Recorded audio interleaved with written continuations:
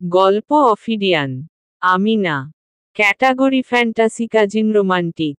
গল্পের ১তম অংশ। ১। উত্তরের ঘন জঙ্গলের পাশের আলিশান বাড়িটার লিভিং রুমে সোফায় বসে আছেন শামসুল কাদের, পাশেই বসে আছে তার ছোট মেয়ে রুমাইশা কাদের। এই বাড়িটা শামসুলের চাচাতো বোন রুনিয়া রহমানের শ্বশুর বাড়ি। যদিও শামসুল এখানে আসতে চাননি, কিন্তু ইশতিয়াক আহমেদ, রুনিয়ার স্বামী, এক প্রকার জোর জবরদস্তি করেই তাকে এখানে এনেছেন। আজ ১৬ বছর পর বোনের বাড়িতে পা রাখলেন শামসুল কাদের। এক সময় এই বোনের বাড়িতে তিনি সারাক্ষণ পড়ে থাকতেন বোনের কাছে। রুনিয়ার নিজের কোনো ভাই নেই, আছে একটা বোন, তাই এই চাচাতো ভাইকেই নিজের ভাইয়ের মতো দেখেছেন সারা জীবন, এখনো দেখেন। রুনিয়ারও ভাই না থাকায় প্রথম সন্তান হওয়ার সময় শামসুল রুনিয়ার প্রেগন্যান্সির শেষের ৪টা মাস রুনিয়ার কাছেই থেকেছেন, ওর সুবিধা অসুবিধা দেখেছেন। রুনিয়ার বোন তানিয়া দেশে থাকেন না। স্বামী সন্তান নিয়ে তিনি দেশের বাইরে থাকেন। নিজের কোনো ভাইবোন না থাকায় রুনিয়া আর তানিয়াই ছিলেন শামসুলের চোখের মণি। রুনিয়া ছোট হওয়ায় ওর প্রতি একটু বেশিই টান ছিল শামসুলের, জানিয়ে তানিয়ার অভিযোগের শেষ ছিল না। রুনিয়া যখন সন্তানসম্ভবা, ইশতিয়াক আহমেদের তখন নতুন চাকরি। রুনিয়ার শাশুড়ির শরীর খারাপ, শ্বশুর থেকেও ছিলেন না। বাসায় একজন হেল্পিং হ্যান্ড ছিল, কিন্তু একজন পুরুষ মানুষ না থাকলে বাড়িটা কেমন জানি অন্যরকম হয়ে যায়। রুনিয়াকে ডাক্তারের কাছে আনা নেওয়া, সুবিধা অসুবিধা দেখা সবকিছু করতেন শামসুল কাদের। যার জন্য রুনিয়া আজও শামসুলের প্রতি কৃতজ্ঞ, কিন্তু তার সেই আদরের ভাই এক দুর্ঘটনার কারণে আর তার বাসায় আসে না। আর সে দুর্ঘটনার কারণ রুনিয়ারই বড় ছেলে সাফওয়ান আহমেদ। রুমাইশা বাবার পাশে মাথা নিচু করে বসে আছে। লজ্জা লাগছে তার খুব। আজ কত বছর পর ফুপ্পির বাড়িতে এসেছে সে। ছোটবেলায় তো সারাক্ষণ এখানেই পড়ে থাকত রুমাইশা, ফুপ্পি ছিল তার জান। ফুপ্পির বাড়িতে হোক বা তার নিজের বাড়িতে, সারাক্ষণ ফুপ্পির সাথেই লেগে থাকত রুমাইশা। আর ফুপ্পিও রুমাইশাকে চোখে হারাত, নিজের মেয়ে না থাকায় রুমাইশার প্রতি ছিল তার অগাধ ভালোবাসা। শেষবার সেই কোন ছোটবেলায় এসেছিল ফুপ্পির বাড়িতে বাবা মা আর রাফসান ভাইয়ার সাথে। সেইবার সাফওয়ান আর শাফিনের সাথে দুষ্টুমি করার সময় কিভাবে জানি সাফওয়ান তাকে কামড় দিয়ে ফেলে। প্রচণ্ড অসুস্থ হয়ে পড়ে রুমাইশা, তার মনে আছে বাবা প্রচুর কাঁদছিল, আর ফুপ্পিও। মায়ের কোলের ভেতর শুয়ে মাঝে মাঝে পিট পিট করে তাকালে সে দেখতে পেত তার পরিজনদের দুঃখ ভারাক্রান্ত মুখ। সেবার সুস্থ হওয়ার পর থেকেই ফুপ্পির বাড়িতে যাওয়া একেবারের জন্য বন্ধ হয়ে গেল তার। কেউ আর ফুপ্পির বাড়ির নামও নেয় না, বাবাও যেতে চায় না। অথচ ওর খুব মন খারাপ হতো ফুপ্পির জন্য, ফুপ্পিও তারপর খুব একটা আসতো না তাদের বাসায়, হয়তো বছরে একবার, বা তাও না। আজ কতদিন পরও ফুপ্পির বাড়িতে এসেছে, সাফওয়ান আর শাফিনের সাথেও এরপর আর দেখা হয়নি। শাফিনের সাথে ফোনে মাঝে মাঝে কথা হলেও সাফওয়ান এর সাথে এরপর আর কোনো কথা হয়নি। আর এরপর সাফওয়ান নিজের পড়াশোনার জন্য সিঙ্গাপুরে চলে যাওয়ার পর ওর সাথে কোনো যোগাযোগই হয়নি। আর রুমাইশা বা ওর পরিবারের কোনো এক অজানা কারণে বাসার কেউই সাফওয়ানকে পছন্দ করে না, বিশেষ করে রুমাইশার মা, আয়েশা খানম। কারণটা এখনো ওর অজানা। রুমাইশাকে এভাবে চুপচাপ বসে থাকতে দেখে ইশতিয়াক আহমেদ রুমাইশাকে স্বাভাবিক করার জন্য বললেন, রুমি মা, তুই মাথা নিচু করে বসে আছিস কেন? এতদিন পর ফুপ্পির বাড়িতে এসেছিস, কোথায় মজা করবি, সবার সাথে কথা বলবি, তা না করে এখানেই বসে আছিস তখন থেকে। তোর ফুপ্পি রান্না ঘরে আছে, ওইখানে যা। ফুপ্পির সাথে গিয়ে গল্প কর। রুমাইশা অনুমতির জন্য শামসুল কাদেরের দিকে তাকালো। কিন্তু শামসুল রুমাইশার দিকে তাকিয়ে গম্ভীর অথচ শান্ত কণ্ঠে বললেন, থাক, এখন যেতে হবে না। তারপর ইশতিয়াক আহমেদকে বললেন, দুলা ভাই, আমরা এখনই উঠব, আপাকে বলেন কোনো আয়োজন না করতে, বসতে গেলে তখন সন্ধ্যা হয়ে যাবে। শামসুলের কথায় ইশতিয়াক আহমেদ আহত দৃষ্টিতে তাকালেন। যে শামসুল তার অতি আদুরে বোনের জন্য সারাক্ষণ এ বাড়িতেই পড়ে থাকত, সে এখন সেই বাড়িতে 10 মিনিটও বসতে চাইছে না। শামসুল তার শ্যালক কম, বন্ধু বেশি। রুনিয়ার সাথে তার বিয়ের পর শ্বশুর বাড়িতে যখন তিনি যেতেন তখন শামসুলের সাথেই সারাক্ষণ ঘুরে বেড়াতেন তিনি। বয়সে শামসুল তার থেকে কিছুটা ছোট হলেও বন্ধুর মতো ছিল তার। তার বড় ছেলে সাফওয়ান গর্ভে থাকাকালীন রুনিয়ার জন্য রাতদিন এক করে ফেলত শামসুল কাদের। বিপদে আপদে সবসময় বন্ধুর মতো পাশে থেকে সে বিপদ মোকাবিলায় ইশতিয়াকের সাথে ছায়ার মতো ছিল শামসুল। আর ইশতিয়াক ও শামসুল এর জন্য এমনটাই করত। কিন্তু এক দুর্ঘটনায় সব শেষ করে দিল। হাসি খুশি দুটো পরিবার কেমন জানি নিস্তেজ হয়ে গেল চরম সত্যটা জানার পর। ইশতিয়াক কিছুক্ষণ থম মেরে বসে থেকে বললেন, ঠিক আছে তোরা বস, আমি তোর আপাকে পাঠাচ্ছি। ইশতিয়াক উঠে বাইরে যেতেই 1 মিনিটের মাথায় রুনিয়া এসে উপস্থিত হলেন লিভিং রুমে। এসে শামসুলকে ধমকের সুরে বললেন, কি রে শামসুল, এতদিন পর আসলি, এসেই যাব করছিস কেন?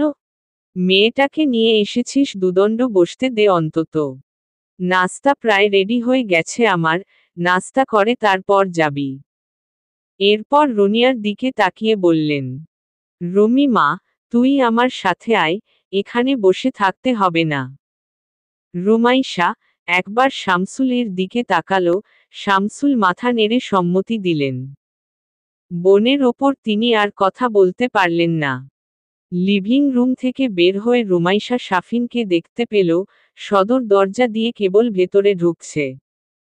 শাফিন তখন কলেজ থেকে ফিরেছে মাত্র। রুমাইশাকে দেখে শাফিন ছুটতে এসে রুমাইশার 2 হাত আঁকড়ে ধরল নিজের 2 হাতে। চোখ মুখ ওর আনন্দে ঝিলিক দিচ্ছে। মুখে হাসি ধরছে না উৎফুল্লতার সাথে ও বলে উঠল, আপু, তুমি আমাদের বাসায় এসেছ? কতদিন পর? পাশ থেকে রুনিয়া বলে উঠলেন, হ্যাঁ, ম্যাডামরা এসেছেন, এখনই আবার চলেও যাবেন। কথাটা শোনা মাত্রই শাফিনের চেহারা ঠিক যেভাবে দপ করে জ্বলে উঠেছিল, ঠিক সেভাবেই নিভে গেল। বেজার মুখে বলল, কেন আপু? আজ চলে যেও না, থেকে যাও প্লিজ। কাল যেও না হয়। তুমি জানো, বাসায় কারো সাথে যে দুটো কথা বলবো তা কারো কোনো সময় নেই আমার জন্য। বাবা সারাদিন থাকেন অফিসে, আম্মাজান সারাক্ষণ থাকেন রান্নাঘরে, আর সাফওয়ান ভাইয়ার কথা তো বাদই দিলাম। সে বাড়িতে থাকা আর না থাকা সমান। আমি এই বাড়িতে যে কি বিপদে আছি, তুমি জানো না আপু। শাফিনের কথা শুনে রুনিয়া মুচকি হেসে রান্নাঘরের দিকে এগোলেন, আর রুমাইশাকে বললেন, তুই এদিকে আয় আমার সাথে, ও কথা শুরু করলে আর শেষ হবে না। তারপর শাফিনের উদ্দেশ্যে বললেন, আর শাফিন, তুই গিয়ে ফ্রেশ হয়ে নিচে আয়, নাস্তা রেডি করছি আমি।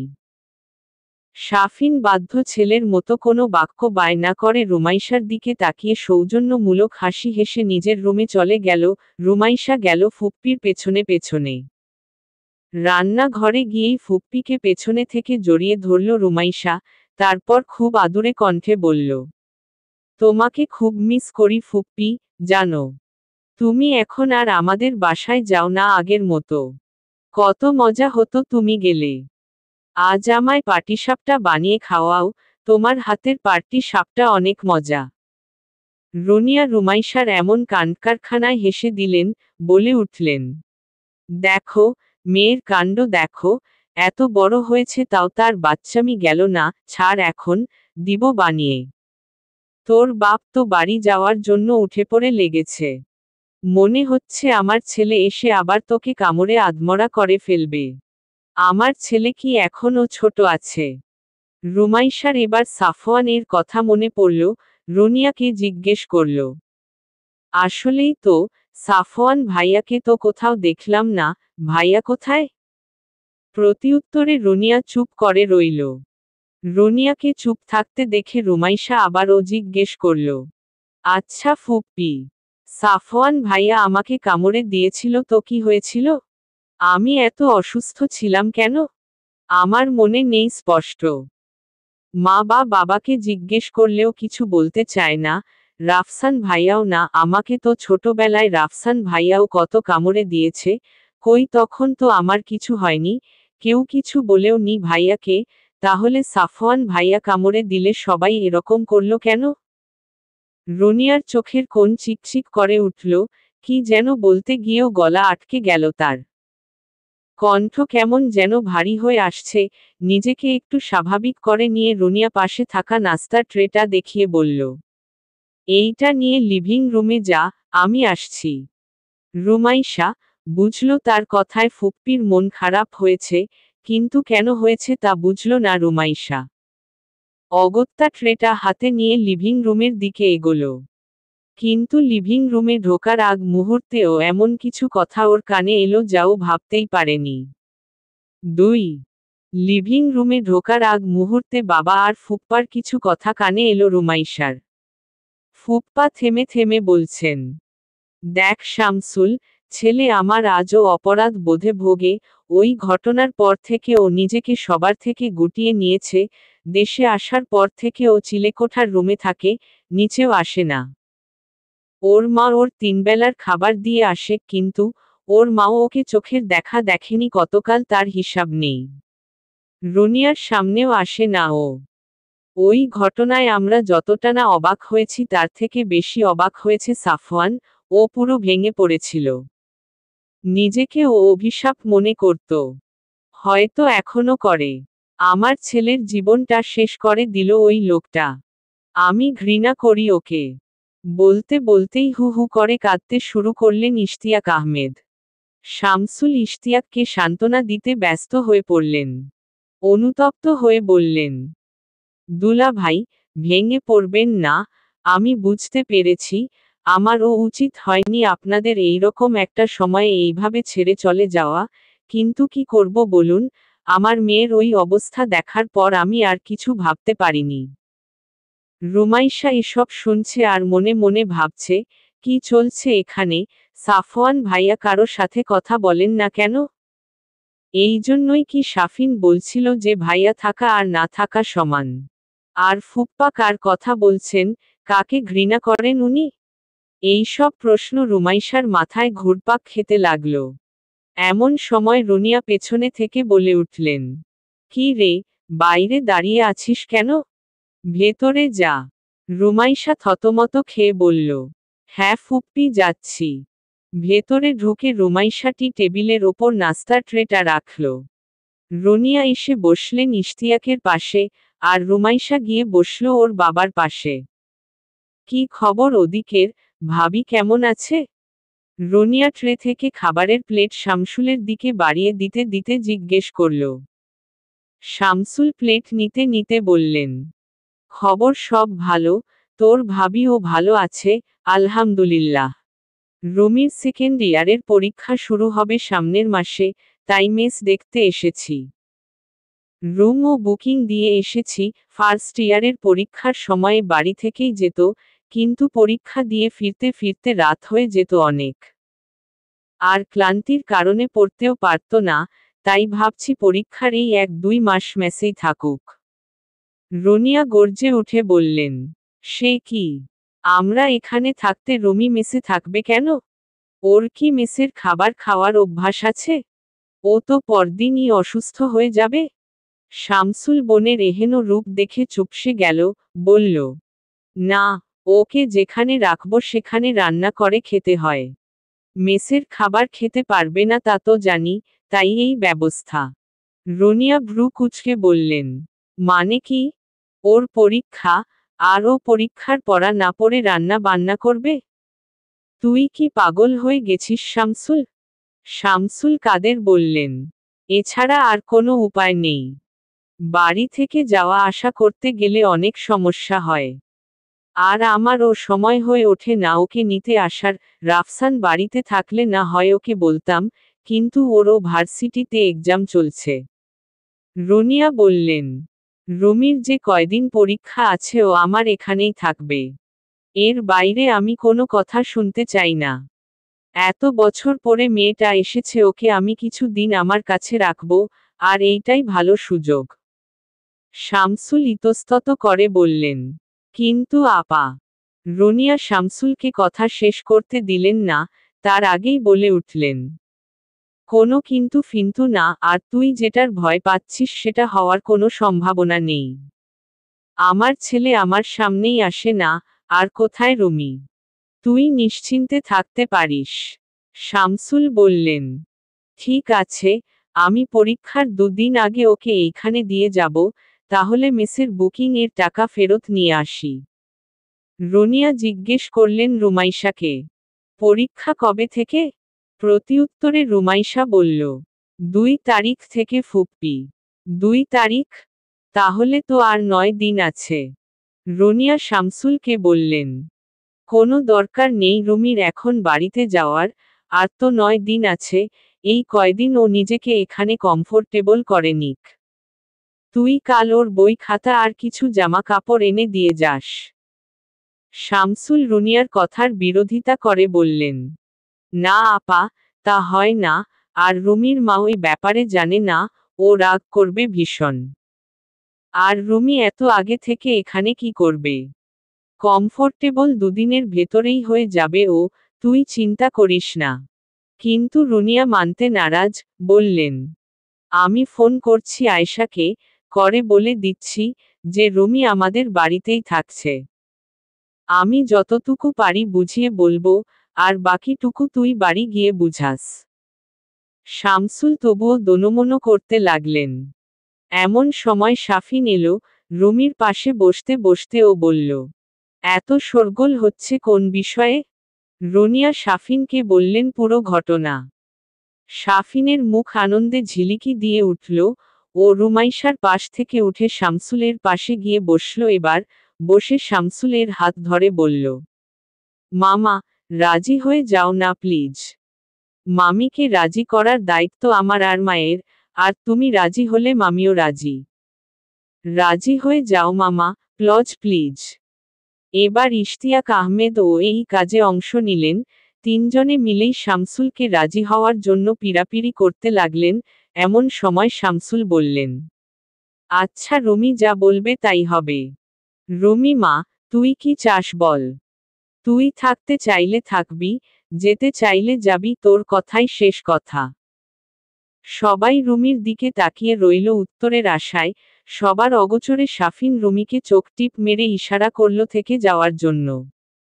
রুমি মুখে কিছু বলল না, উঠে গিয়ে ফুপ্পির পাশে বসে পড়ল। সবার মুখে ঝরঝরে হাসি ফুটে উঠল। শাফিন 2 হাত মুষ্টিবদ্ধ করে উপরে উঠিয়ে আবার নিচে নামিয়ে নিঃশব্দে বলল, ইয়েস। শামসুল কাদের বললেন, ঠিক আছে, মেয়ে যখন বলেছে তখন আর কি করা, আমি কাল ওর জিনিসপত্র দিয়ে যাব, এখন আমি উঠি। অতঃপর রুমাইশার দিকে তাকিয়ে বললেন, সাবধানে থাকিস মা। আর রনিয়াকে বললেন, আমার মেয়েকে দেখে রাখিস। ওকে কিন্তু তোর ভরসাতেই রেখে যাচ্ছি। রনিয়া শামসুলকে আশ্বস্ত করে বলেন, তুই কোনো চিন্তা করিস না, তোর মেয়ে আমার কাছে সেফ এন্ড সাউন্ড থাকবে। তুই নিশ্চিন্তে থাকতে পারিস। শামসুল কাদের মেয়ের দিকে আর একবার তাকিয়ে গেটের দিকে এগোলেন বাড়িতে ফেরার জন্য। 3 দোতলায় সাফওয়ানের রুমটা অনেক দিন ধরেই খালি পড়ে আছে। সাফওয়ান এখন চিলেকোঠার রুমে থাকে, তাই দোতলার খালি রুমটাই রুমাইশাকে গুছিয়ে দিল রুনিয়া। দেয়ালের পাশ ঘেঁষে ঘুমানোর জন্য একটা বেড, আর তার সাথে দেয়ালের পাশ ঘেঁষে একটা টেবিল, চেয়ার। বিছানার শেষ প্রান্তে একটা ড্রেসিং টেবিল আর পড়ার টেবিলের পাশে একটা ছোট আলমিরা, আপাতত এটুকুই। রুমে রুমাইশার জন্য পড়ার সুন্দর একটা পরিবেশ করে দিল রুনিয়া। রুমাইশার ডান পাশের রুমটা শাফিনের। রুনিয়া রুমাইশাকে অভয় দিয়ে বললেন, শাফিন অনেক রাত জেগে পড়ে, কিছু মাস পরেই ওর ইন্টারমিডিয়েট ফাইনাল এক্সাম, তোর ভয় করবে না। আর ভয় পেলে আমাকে বা শাফিনকে ডাকিস। আমি নিচেই আছি, দরকার হলে ফোন দিস। আর শাফিনকে আমি বলে দিচ্ছি, তুই যতক্ষণ জেগে থাকবি ততক্ষণ যেন শাফিনও জেগে থাকে। রুমাইশা মাথা নাড়িয়ে বলল, আচ্ছা ফুপ্পি, আমার ভয় করবে না, আর করলেও তোমাকে জানাবো। আর এটা ওয়াশরুম আছে তো, আমার সমস্যা হবে না। রুমাইশাকে ঘুমাতে বলে রুনিয়া চলে গেলেন নিচে, নিজের রুমে। সারাদিন অনেক ধকল গেছে রুমাইশার ওপর দিয়ে। তাছাড়া বই খাতাও তো কিছুই নেই, তাই উপায় না পেয়ে রুমাইশা ঘুমানোরই সিদ্ধান্ত নিল। শাফিনের ফোন এলো এমন সময়ে। ফোনের ওপাশ থেকে শাফিন বলল, ভয় পেলে আমাকে কল দিও আপু। রুমাইশা বলল, সমস্যা নেই শাফিন, আমি ভয় পাবো না, আমি এখনই ঘুমিয়ে যাব ভাবছি। তাই ভয় পাওয়ার আর কোনো অবকাশ থাকবে না। ঠিক আছে আপু, তুমি তাহলে ঘুমাও, আমি আর কিছুক্ষণ পরে তারপর ঘুমাবো। আচ্ছা বলে ফোন রেখে দিল রুমাইশা। তারপর বিছানা ঠিক করে শুয়ে পড়ল। সারাদিনে ঘটে যাওয়া ঘটনাগুলো মনে করতে করতে এক সময় ঘুমিয়েও গেল। হঠাৎ ভারী কিছু মাটিতে পড়ার শব্দে ঘুম ভেঙে গেল রুমাইশার। রুমের ভেতর ঘুটঘুটে অন্ধকার। রুমাইশা উঠে ঘড়ি দেখল, 3টা বাজে। এই সময়ে কিসের শব্দ হলো, আর রুমের ভেতর এত অন্ধকার কেন? ঘুমানোর সময়ে তো রুমে আবছা আলো ছিল। কিছুক্ষণ ভাবনা চিন্তা করার পর রুমাইশা অন্ধকারের কারণ বুঝতে পারল। বাড়ির পেছনে সাইডে, রুমাইশার রুমের জানালার কাছে একটা বাল্ব জ্বলছিল, কিন্তু এখন আর সেটা জ্বলছে না। তাহলে কি ফুপ্পি বন্ধ করে দিল? কিন্তু ফুপ্পি তো নিচ তলায়, বাল্বের সুইচ তো রুমাইশার দরজার পাশে, ফুপ্পি তো এত রাতে লাইট বন্ধ করার জন্য আসবে না। আর আজ বাইরেও বেশ অন্ধকার, চাঁদ ওঠেনি, তার ওপর পেছনে ঘন জঙ্গল। তাহলে কি শাফিন বন্ধ করল? শাফিনকে কি ফোন দিয়ে জিজ্ঞেস করবে? কিন্তু এত রাতে একজনকে ফোন করে লাইট বন্ধ করেছে কেন জিজ্ঞেস করাটা রুমাইশার কাছে খুব আজগুবি ঠেকল, তাই ভাবল সকালে জিজ্ঞেস করবে। লাইট মানুষ বন্ধ করতেই পারে, তাই আর 7-5 না ভেবে আবার শুয়ে পড়ল। ভোরবেলা নামাজের পর রুমাইশা শাফিনের রুমের সামনে গেল। একটু খোলা বাতাসে যেতে হবে ওর। ছাদের দিকে গেলে মন্দ হয় না। চিলেকোঠায় সাফওয়ান থাকে, ওর সাথে তো এখনো দেখা হয়নি একবারও। ফুপ্পা বলছিল ভাইয়া নাকি এখনো অপরাধবোধে ভুগছে, কিন্তু ও তো এসব মনেই রাখেনি। ভাইয়া তো কামড়েই দিছিল, তাতে কি এমন হয়েছিল যে এইরকম মুখ দেখাদেখি বন্ধ হলো? তখন তো ওরা সবাই ছোট ছিল, এরকম কামড়াকামড়ি, মারামারি হওয়া তো স্বাভাবিক। শাফিন দরজার ছিটকিনি দেয়নি। একবার ভাবল শাফিনের রুমে যাবে, কিন্তু পরক্ষণেই ভাবল, যতই শাফিন তার থেকে 2 বছরের ছোট হোক না কেন ও তো এখন বড় হয়ে গেছে, হুট করে এখন আর ওর রুমে ঢোকা যাবে না। রুমে ফিরে আসলো রুমাইশা, এসে শাফিনের ফোনে কল দিল। শাফিন ঘুমের ঘোরে কে কল দিয়েছে না দেখেই ফোন ধরে রাগী রাগী কণ্ঠে বলল, কে রে? এত সকাল সকাল কল দিয়ে আমার ঘুমের 13টা বাজালি? কি বলবি তাড়াতাড়ি বল। শাফিনের এমন কথাবার্তা শুনে রুমাইশার আক্কেল গুরুম।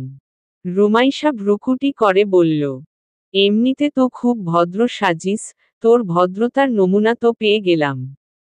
রুমাইশার গলা শুনে শাফিন তোরাক করে শোয়া থেকে উঠে বসল।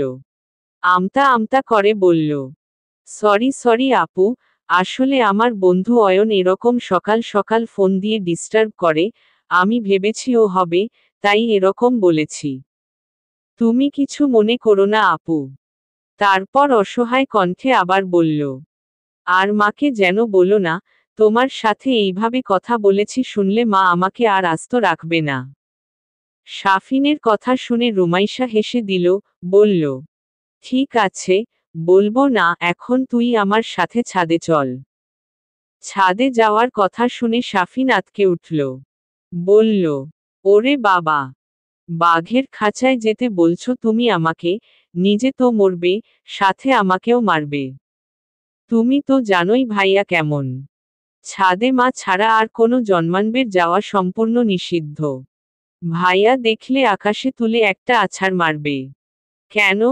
ও আছাড় মারবে কেন? ছাদ কি ওর একার? আর আমরা তো আর ওর রুমে যাচ্ছি না, যাচ্ছি ছাদে। আর কতক্ষণই বা থাকবো? 10 মিনিট না হয় সর্বোচ্চ, তারপর তো চলেই আসব। কিন্তু রুমাইশার এত কথা সাফিনের মন গলাতে পারল না। ও বলল, না আপু, আমি যাব না। ভাইয়া যখন থাকবে না তখন যেও ছাদে, আমিও তখন তোমার সাথে যাব। ও নাকি বের হয় না রুম থেকে, তা কোথায় যাবে? আর কখন যাবে সেটাও বা বুঝবো কি করে?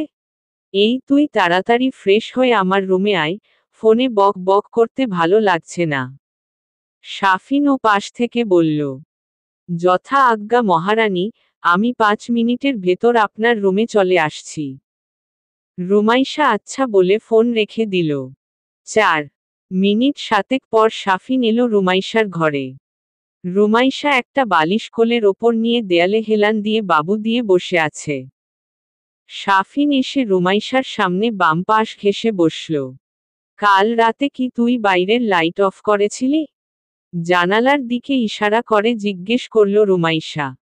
কই না তো, আমি লাইট অফ করিনি। এই লাইট মাঝে মাঝে আমিও দেখি শেষ রাতের দিকে অফ থাকে, আম্মুকে জিজ্ঞেস করেছিলাম আম্মু করে কিনা, বলল যে করে না। তবে আম্মু বলছিল সাফওয়ান ভাইয়া করতে পারে। সাফওয়ান এর কথা উঠতেই রুমাইশা বলল, ও হ্যাঁ, বল এইবার, সাফওয়ান ভাইয়া কোথায় যায়, আর কখন যায়? আর বাড়িতে কি হচ্ছে সেগুলোও বল। ফুপ্পি ফুপ্পা, আব্বু সবার কথা বার্তা আমার কাছে মোটেও সুবিধা লাগছে না। তখন ফুপ্পাকে বলেতে শুনেছিলাম যে ও ঘর থেকে বের হয় না সেই কামড়ে দেওয়ার ঘটনার পর থেকে, ফুপ্পি ছাড়া কারো সামনে যায় না, তাহলে? উত্তরে সাফিন বলল, আমিও জানি না আপু, ভাইয়াকে আমিও ভালোভাবে দেখিনি কতকাল তার ঠিক নেই, আম্মু তো আমাকে সাফ সাফ মানা করে দিয়েছে ছাদে যেতে, আর একবার গেছিলাম মানা করা সত্ত্বেও, ভাইয়া সেই আকারে ধমক দিয়েছিল, আর পরে আম্মু কেলানি দিয়েছিল, তাই তারপর থেকে আর যাই না, ভাইয়া বাসায় না থাকলে যাই। কিন্তু সাফওয়ান ভাইয়া যায় কোথায়? ওহ, তুমি তো জানোই না। ভাইয়া তো কলেজের বোটানি বিভাগের লেকচারার। কিন্তু ভাইয়া বাসায় বসে অনলাইনেই ক্লাস নেয়। ভাইয়া কলেজে গিয়ে ক্লাস নেয় না, খুব প্রয়োজন হলে তখন ভাইয়া কলেজে যায়, সানগ্লাস চোখে দিয়ে, মুখে মাস্ক পরে, হাতে গ্লাভস পরে। এরপর ভাব নিয়ে সাফিন বলল, তাতেই আমার ভাইয়ের ওপর মেয়েরা হুমড়ি খেয়ে পড়ে, চেহারা না দেখেও, আর চেহারা দেখলে তো অজ্ঞান হয়ে পড়ত। জানোই তো আনম্যারিড টিচার থাকলে মেয়েরা কি করে। রুমাইশা বিরক্ত হয়ে বলল, আজাইরা কথা বাদ দে, কাজের কথা বল। ভাইয়া তো শুনেছি সিঙ্গাপুরের NUS-এ পড়তো, তা এখানে এলো কেন?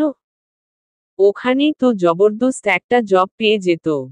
সাফিন বলল, আমিও তো জানতাম তাই, ভাইয়াকে তো ওরা টিচার হিসেবে নিতে চেয়েছিল, রিসার্চারও হয়ে গেছিল ভাইয়া, কিন্তু কি একটা ঝামেলা হওয়ার পর ওরা নাকি ভাইয়াকে নেবে না বলেছে, ইভেন ভাইয়ার নামে কি একটা কমপ্লেইনও করেছে, যার কারণে অন্য কোনো ইউনিভার্সিটি থেকেও ভাইয়াকে নেয়নি। তাই আম্মু বলল দেশে চলে আসতে। দেশে এসেও ভাইয়াকে অনেক ভার্সিটি থেকে নিতে চেয়েছিল, কিন্তু ভাইয়ার শর্তে তারা কেউ রাজি নয়। তাই আম্মু বলল কলেজে এপ্লাই করতে আর কথা বলে দেখতে, ভাইয়া কথা বলেছিল। ভাইয়ার মতো ব্রিলিয়ান্টকে ওরা হাতছাড়া করতে চায়নি, তাই ভাইয়ার শর্তে ওরা রাজি হলো আর ভাইয়াকে নিয়েও নিল। আর তাছাড়া ভাইয়া অনলাইনে অ্যাব্রোডের অনেক স্টুডেন্টদেরকে প্রাইভেটলি স্টাডি করাই। প্লাস, ওর রিসার্চ ল্যাবও আছে, তবে কোথায় আছে সেটা বলতে পারি না। রুমাইশা বলল, সাফওয়ান কলেজে জব নিল আর তোরা আমাদের কাউকে বললি না। তোমরাই তো কথা বল না, আম্মু তো ভাইয়া জবে ঢোকার পর তোমার আব্বুর কাছে ফোন দিছিল, গত অক্টোবরে, তোমার আব্বু ফোনই তোলেনি, তাই আম্মু আর পরে রাগের কারণে কিছু বলেনি। রুমাইশা বলল, আমি কলেজে থেকেও জানি না যে আমারই ফুফাতো ভাই নাকি এইখানে জব করে। সাফিন বেড থেকে নামতে নামতে বলল, সারাক্ষণ তো রুমেই থাকে, কলেজে গেলে না হয় জানতে পারতে। আর তুমি তো অন্য ডিপার্টমেন্টে, তাই জানার কথাও না। শাফিনকে নামতে দেখে রুমাইশা ওর হাত খপ করে ধরে বলল, তুই কোথায় যাচ্ছিস? আমার কথা এখনো শেষ হয়নি।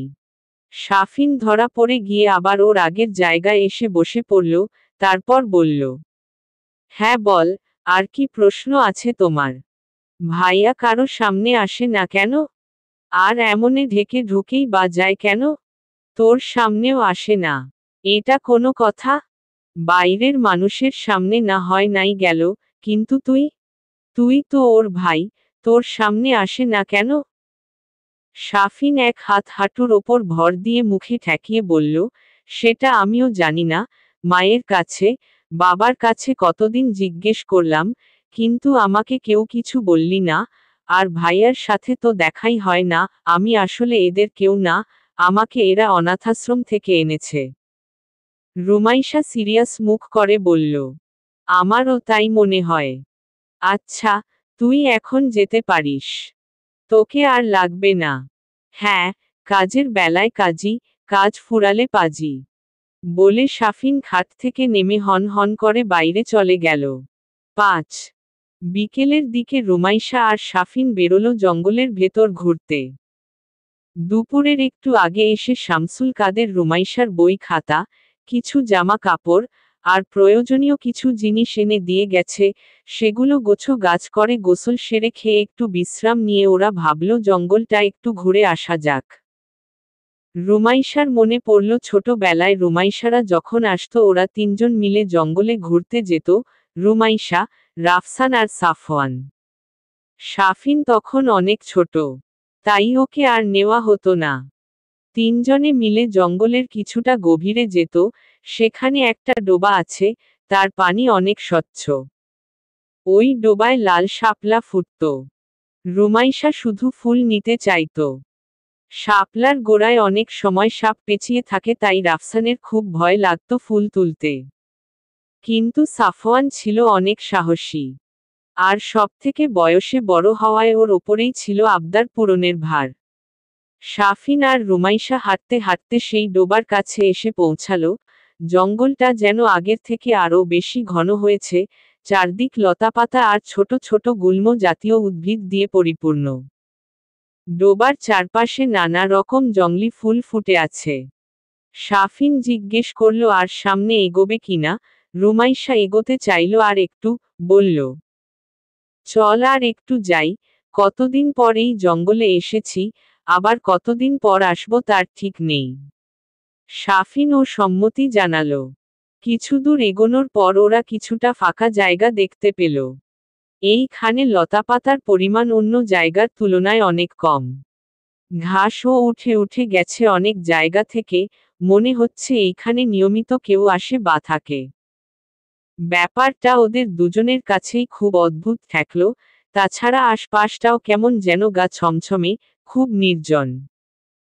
হঠাৎ করেই এক ঝটকা শীতল বাতাস বয়ে গেল ওদের ওপর দিয়ে, শাফিনের গায়ের পশম দাঁড়িয়ে গেল যেন। শাফিন রুমাইশার দিকে ফিরে বলল, বাসায় ফিরে চলো আপু, সন্ধ্যা হয়ে যাচ্ছে, আর এই জায়গাটা তেমন সুবিধার ঠেকেছে না। রুমাইশা ও সম্মতি জানায়ে বাড়ি ফেরার জন্য পা বাড়ালো, তখনই রুমাইশার চোখ গেল তাদের ডান দিকে প্রায় ২০ থেকে ৩০ হাত দূরে। রুমাইশার চোখ দুটা বড় বড় হয়ে গেল, যেন হাঁটতে ভুলে গেছে ও। রুমাইশাকে এভাবে দাঁড়িয়ে যেতে দেখে শাফিন ও রুমাইশার দৃষ্টি অনুসরণ করে ডান দিকে তাকালো, তাকিয়েই শাফিনের পিলে চমকে উঠল। শাফিন তাড়াতাড়ি করে রুমাইশার হাত ধরল, তারপর কাঁপা কাঁপা গলায় বলল, আপু, আমরা হয়তো অনেক বড় বিপদে পড়ে গেছি, এখনই এখান থেকে চলো, নইলে আজ হয়তো আর বেঁচে ফিরব না। তখনই ঝোপের মধ্যে কিসের একটা আওয়াজ হলো, সাথে সাথে উল্টো দিক ফিরে হাতধরা অবস্থায় বাড়ির দিকে ঊর্ধ্বশ্বাসে, প্রাণপণে ছুট লাগালো দুজন। ভুলেও পেছনে তাকানোর সাহস করল না। ডোবা পার হয়েও ছোটা থামালো না ওরা। ছুটতে ছুটতে সামনে যেতে যেতে যখন ওরা বাড়ির নাগালে এসে গেল তখনই ছোটা থামালো দুজনে।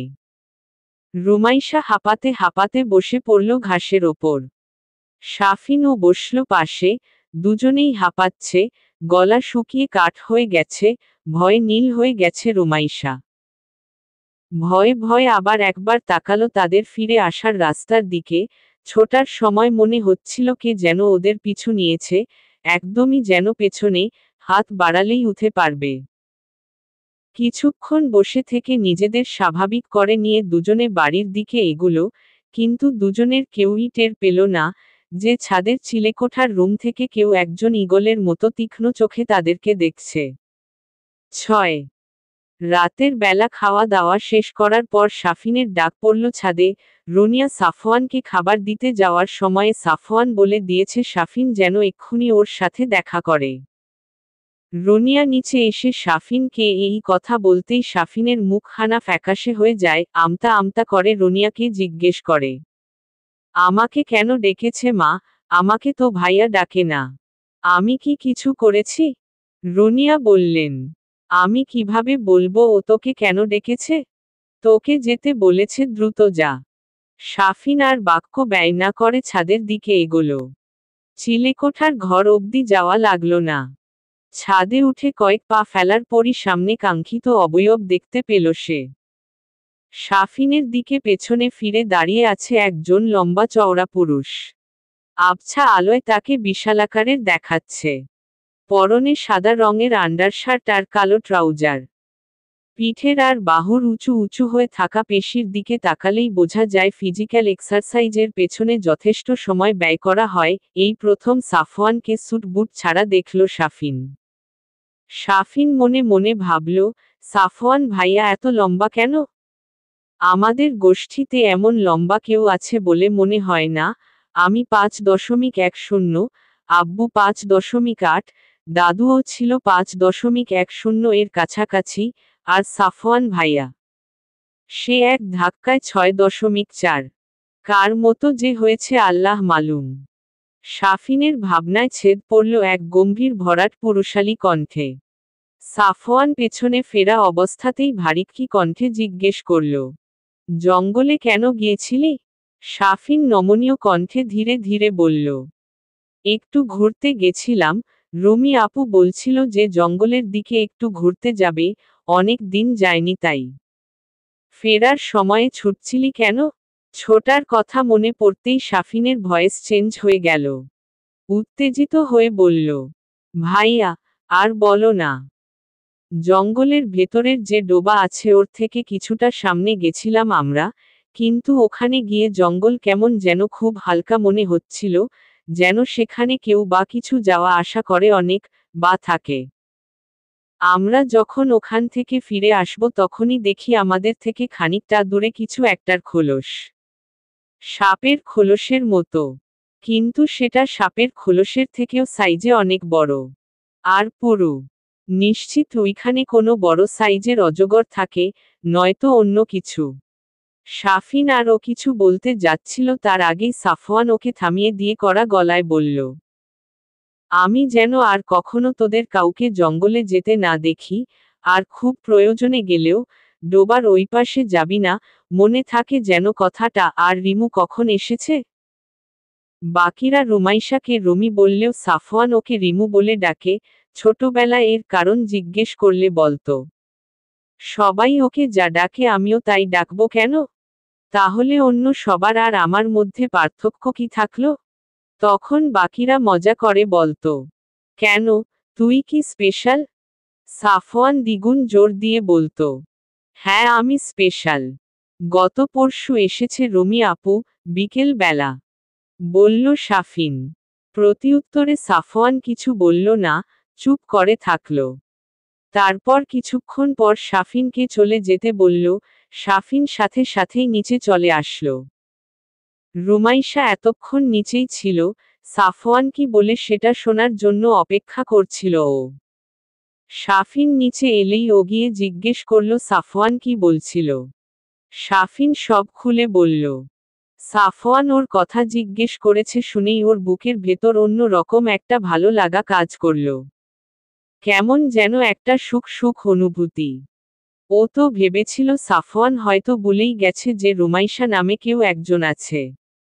তারপর দুজনে কথা শেষ করে যে যার মতো রুমে চলে গেল। 7 রাতে পড়া শেষ করতে করতে 2টা বেজে গেল। শাফিন আজ দ্রুত ঘুমিয়ে পড়েছে, ওর শরীরটা সন্ধ্যা থেকে একটু মেজমেজে লাগছে। রুমাইশা ঘুমানোর প্রস্তুতি নিতে লাগলো, আজ আর বাইরের লাইটটা কেউ অফ করেনি। রুমাইশা শুয়ে শুয়ে ভাবতে লাগলো, সাফওয়ান ভাইয়া এরকম হয়ে গেল কেন? ভাইয়া তো আগে কত মজা করত ওদের সাথে, খুব প্রাণোচ্ছল ছিল ভাইয়া। ওদের 3 জনের লিডার ছিল সাফওয়ান। তানিয়া ফুপ্পিরা দেশের বাইরে থাকে বলে আয়ান আর জায়ানের সাথে ওদের খুব বেশি মেলামেশা হয় না, তাই 3 জনের দেখা হলেই সারাক্ষণ একসাথে থাকত। সাফওয়ান ছিল বদমেজাজি আর একরোখা। ছোটবেলায় প্রচুর মারদাঙ্গা করার স্বভাব ছিল ওর, যাকে তাকে মেরে বসত। একবার ওরা 3 জন পৌর পার্কে খেলা করার সময় একটা মেয়ে রুমাইশার চুল টেনে ধরেছিল। রুমাইশার সে কি কান্না! বছর 4-এর রুমাইশা তখন ছিল সাফওয়ানের কলিজার টুকরা। সাফওয়ান তখন 12 বছরে পড়েছে আর রাফসান নয়।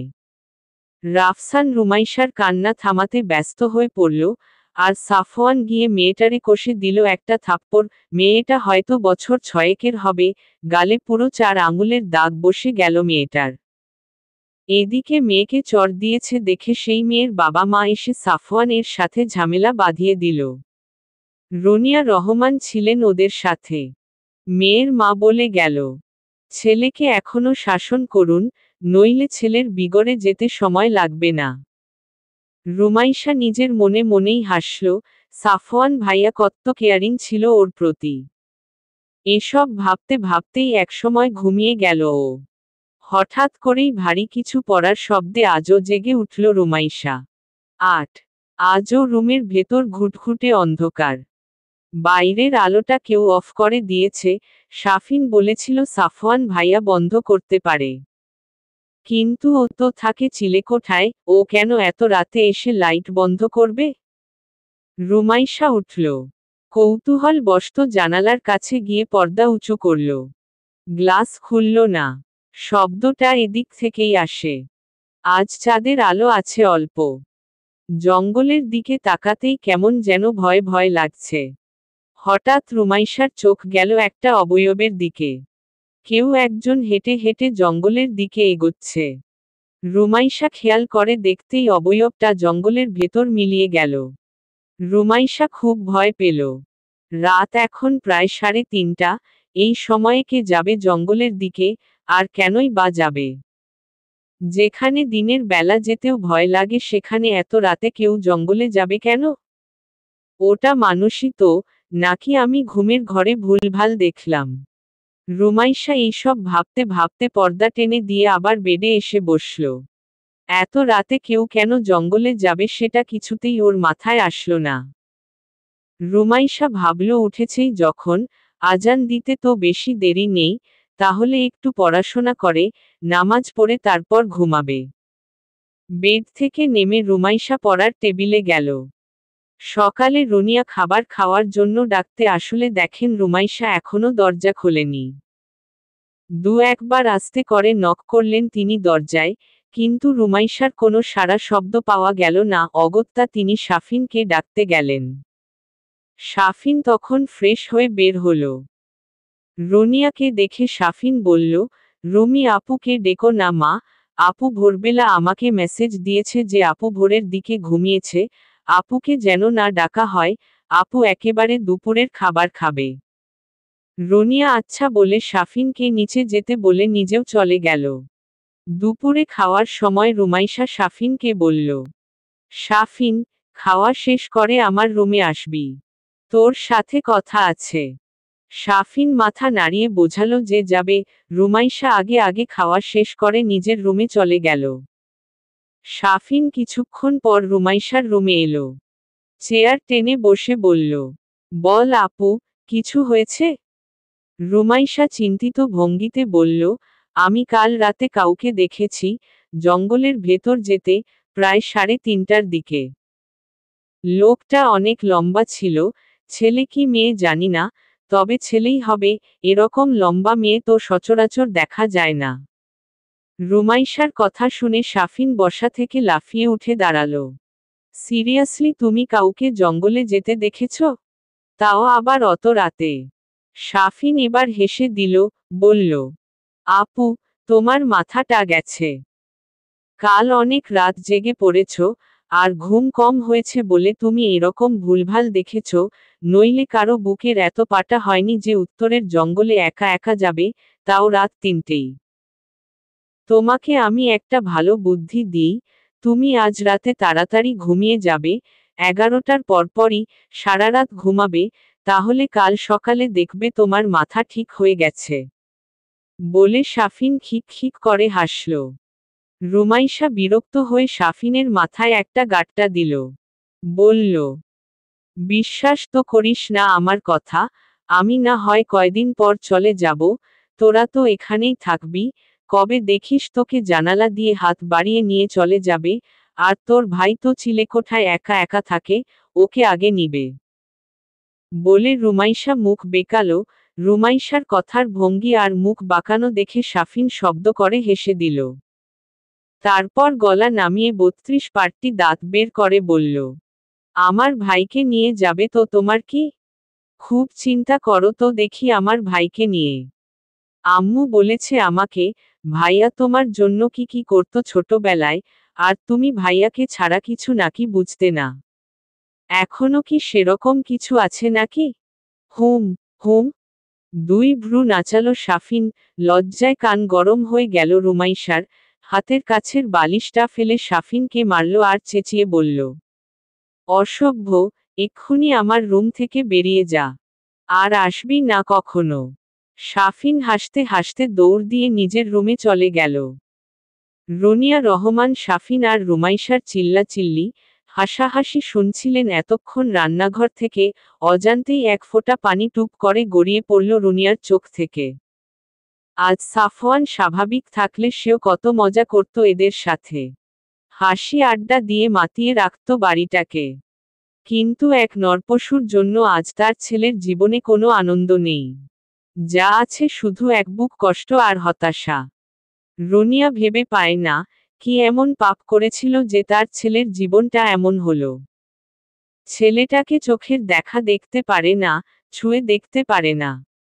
একজন মায়ের নিজের সন্তানকে দেখতে না পারা, উঠে না পারার কষ্টের চাইতে আর বেশি কিছু কী বা হতে পারে। শাড়ির আঁচল দিয়ে আবারও নিজের চোখ মুছে নিলেন রুনিয়া। নয়, আজ রুমাইশা সত্যিই সকাল সকাল ঘুমানোর জন্য প্রস্তুতি নিল। সাফিনের কথা মতো তাড়াতাড়ি ঘুমিয়েও পড়ল।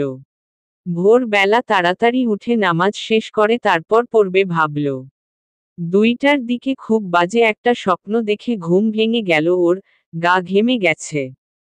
জোরে জোরে নিঃশ্বাস ওঠানামা করছে ওর। গলা শুকিয়ে কাঠ হয়ে গেছে।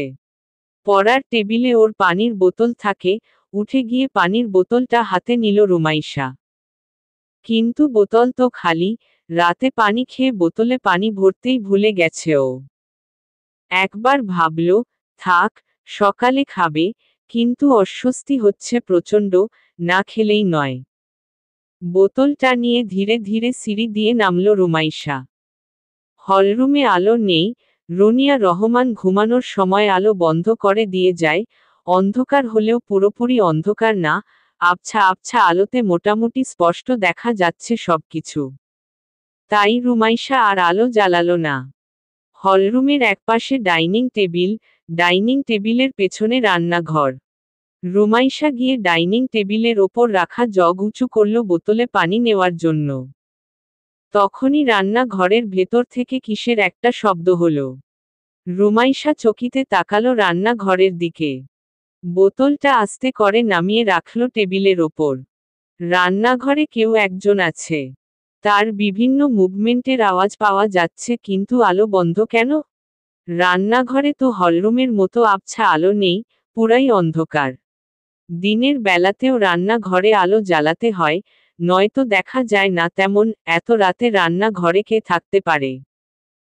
রুমাইশা এসে ডাইনিং টেবিলের বাম পাশের দেয়াল ঘেঁষে দাঁড়ালো। এখান থেকে রান্নাঘরের ভেতরে কিছুটা দেখা যায়, কিন্তু অন্ধকারে কিছুই বোঝা যাচ্ছে না। এমন সময় রান্নাঘরে থাকা ফ্রিজের দরজা কেউ খুলল, ফ্রিজের আলো এসে সেই কেউ একজনের মুখে পড়ে চেহারার সামনের অংশটা আলোকিত করে ফেলল।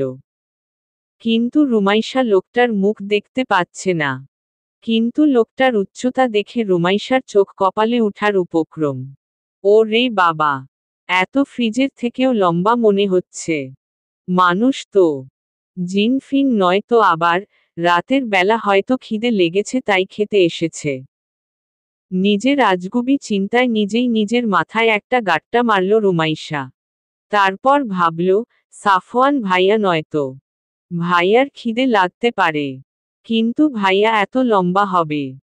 লোকটা ঠান্ডা পানির বোতল বের করল ফ্রিজ থেকে, তারপর বোতলের মুখ খুলে বোতল উঁচু করে ঢকঢক করে পানি খেল। এরপর ঝুঁকে দাঁড়িয়ে ডিপ ফ্রিজের দরজা খুলল, তারপর সেখান থেকে ভ্যানিলা আইসক্রিমের বক্সটা বের করল নিঃশব্দে।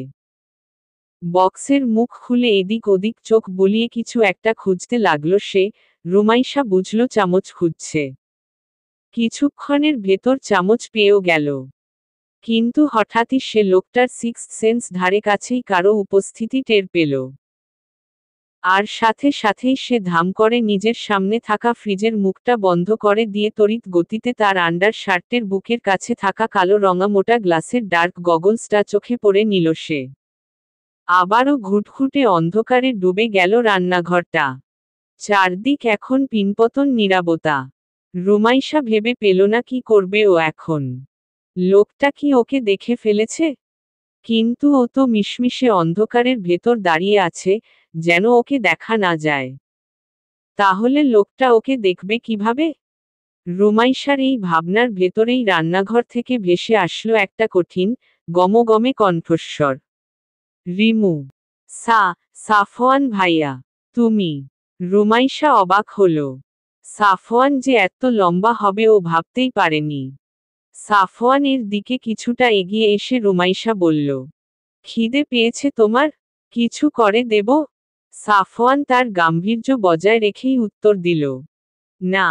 তারপর কিক্ষণ চুপ থেকে প্রশ্ন ছুড়ে দিল, কিন্তু তুই এত রাতে এখানে কি করছিস? পাপানি শেষ হয়ে গেছিল ভাইয়া, তাই নিতে এসেছিলাম।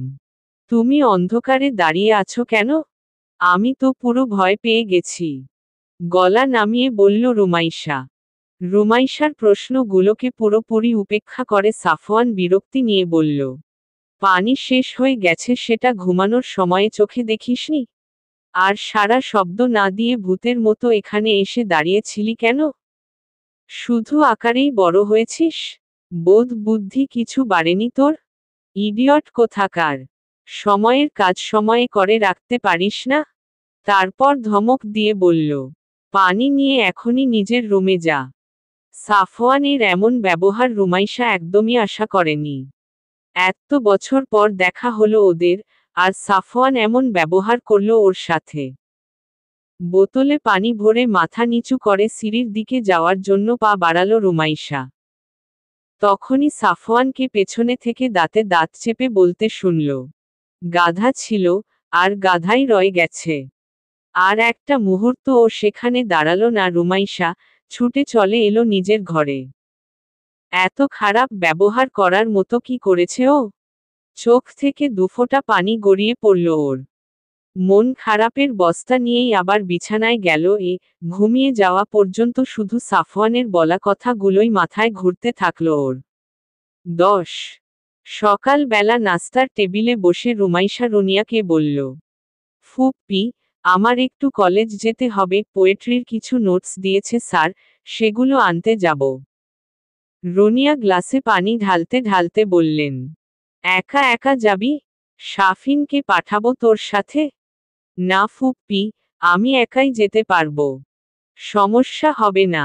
রুনিয়া বললেন, আজ কিন্তু রিকশাওয়ালারা ধর্মঘট করেছে, তোর ফুপ্পা বলছিল, রাস্তায় রিকশা পাওয়া খুব কষ্টকর হয়ে যাবে। রুমাইশা খেতে খেতে বলল, তাহলে শাফিনকে বল আমাকে দিয়ে আসতে। শাফিন তখন সেজেগুজে ব্যাগ নিয়ে সিঁড়ি বেয়ে নিচে নামছিল। রুমাইশার কথা কানে যেতেই ও নামতে নামতেই বলল, আমার আজ সময় হবে না, আমার এক্সাম আছে 10টায়, আমি ফিরে এসে খাবো মা। বলেই দ্রুত পায়ে বেরিয়ে গেল ও।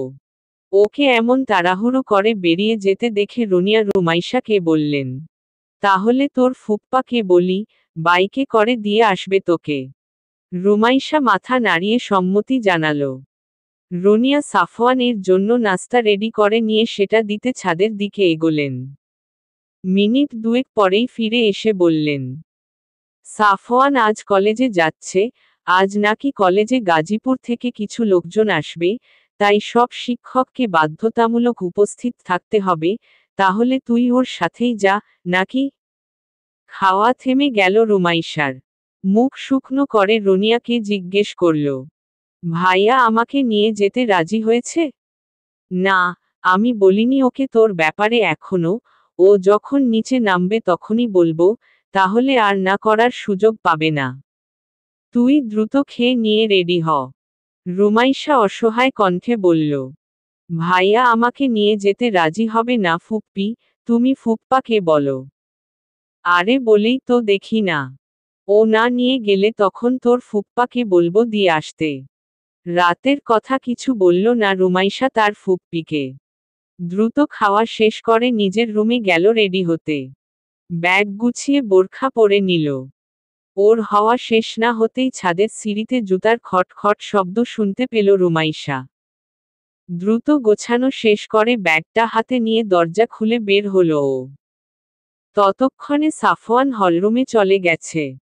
সাফওয়ানকে হলরুম পার হয়ে চলে যেতে দেখে রুনিয়া দ্রুত সাফওয়ানকে ডাক দিল। মায়ের ডাকে দাঁড়িয়ে গেল সাফওয়ান, তারপর দাঁড়িয়েই ঘাড় ঘুরিয়ে ফিরে তাকালো রুনিয়ার দিকে। চোখে ওর গগলস, মুখে কালো রঙা মাস্ক, গগলস আর মাস্কের মাঝখানে চোয়ালের কিছু অংশ দৃশ্যমান। পরনে একটা নীল রঙা ব্লেজার আর কালো রঙা প্যান্ট, হাতে ওর গ্লোভস। মাথার ঝাঁকড়া চুলগুলো পেছনের দিকে এলিয়ে দেওয়া। সুটেড বুটেড হয়ে সাহেবিয়ানা ভঙ্গিতে প্যান্টের পকেটে এক হাত দিয়ে দাঁড়িয়ে আছে সুঠামদেহী সাফওয়ান। রুমাইশা দোতলা থেকেই সাফওয়ানকে একমনে পর্যবেক্ষণ করছে। ব্লু স্যুটের নিচে ব্ল্যাক কালারের ফুল স্লিভ টি শার্ট শরীরে আটসাট ভাবে লেগে আছে। শরীরের প্রতিটি পেশির ভাঁজ তাতে স্পষ্ট হয়ে ফুটে উঠেছে, চুলগুলো কুইফ স্টাইলে মাথায় সেট হয়ে আছে। কপালের ওপর তীক্ষ্ণ ভ্রুজোড়া কুঁচকে আছে কোনো এক অজানা বিরক্তিতে। ইনি কি সবসময় হট মেজাজে থাকেন নাকি? ভাবল রুমাইশা। রুমির কলেজে একটু কাজ আছে, তুই ওকে একটু সাথে করে নিয়ে যেতে পারবি? আজ রিকশাওয়ালাদের ধর্মঘট চলছে আর শাফিনও কলেজ চলে গেছে, ওর এক্সাম আছে তাই। রুনিয়া থেমে থেমে বললেন সাফওয়ানকে। রুমাইশা চোখ বন্ধ করে আছে। হয়তো এখনই ভাইয়া বলবে পারবো না, বা বলবে, নিজে নিজে যেতে বল। রুমাইশা একটা কড়া করে না শব্দ শোনার জন্য অপেক্ষা করতে থাকল। মায়ের কথা শোনার পর সাফওয়ান ঘাড় ঘুরিয়ে একবার দোতলার দিকে তাকালো। রুমাইশা চোখ বন্ধ করে অন্য দিকে তাকিয়ে বিড়বিড় করে কিছু একটা বলছে। সাফওয়ান তির্যক দৃষ্টিতে দেখল ওকে কিতক্ষণ। তারপর আবার রুনিয়ার দিকে তাকিয়ে বলল, আসতে বলো, আমি গ্যারাজে যাচ্ছি। এরপর আবার আগের মতো করে স্ট্রেইট ফরওয়ার্ড হয়েই বাইরে বেরিয়ে গেল সাফওয়ান। রুনিয়া রুমাইশার দিকে তাকিয়ে ইশারা করলেন নিচে নেমে দ্রুত যাওয়ার জন্য। রুমাইশা দ্রুত পায়ে সিঁড়ি বেয়ে নেমে বাইরে চলে গেল। সাফওয়ান তখনও গ্যারাজ থেকে গাড়ি বের করছে। গাড়ি বের করে নিয়ে এসে মেইন গেটের সামনে সাফওয়ান তার ডার্ক পিচ ব্ল্যাক মার্সিডিজ বেঞ্চটা এনে দাঁড় করিয়ে ড্রাইভিং সিটে বসে রুমাইশার ওঠার অপেক্ষা করতে লাগল। কিন্তু রুমাইশা এখনো আসছে না দেখে গাড়ির উইন্ডো দিয়ে বাইরে তাকিয়ে দেখল ও।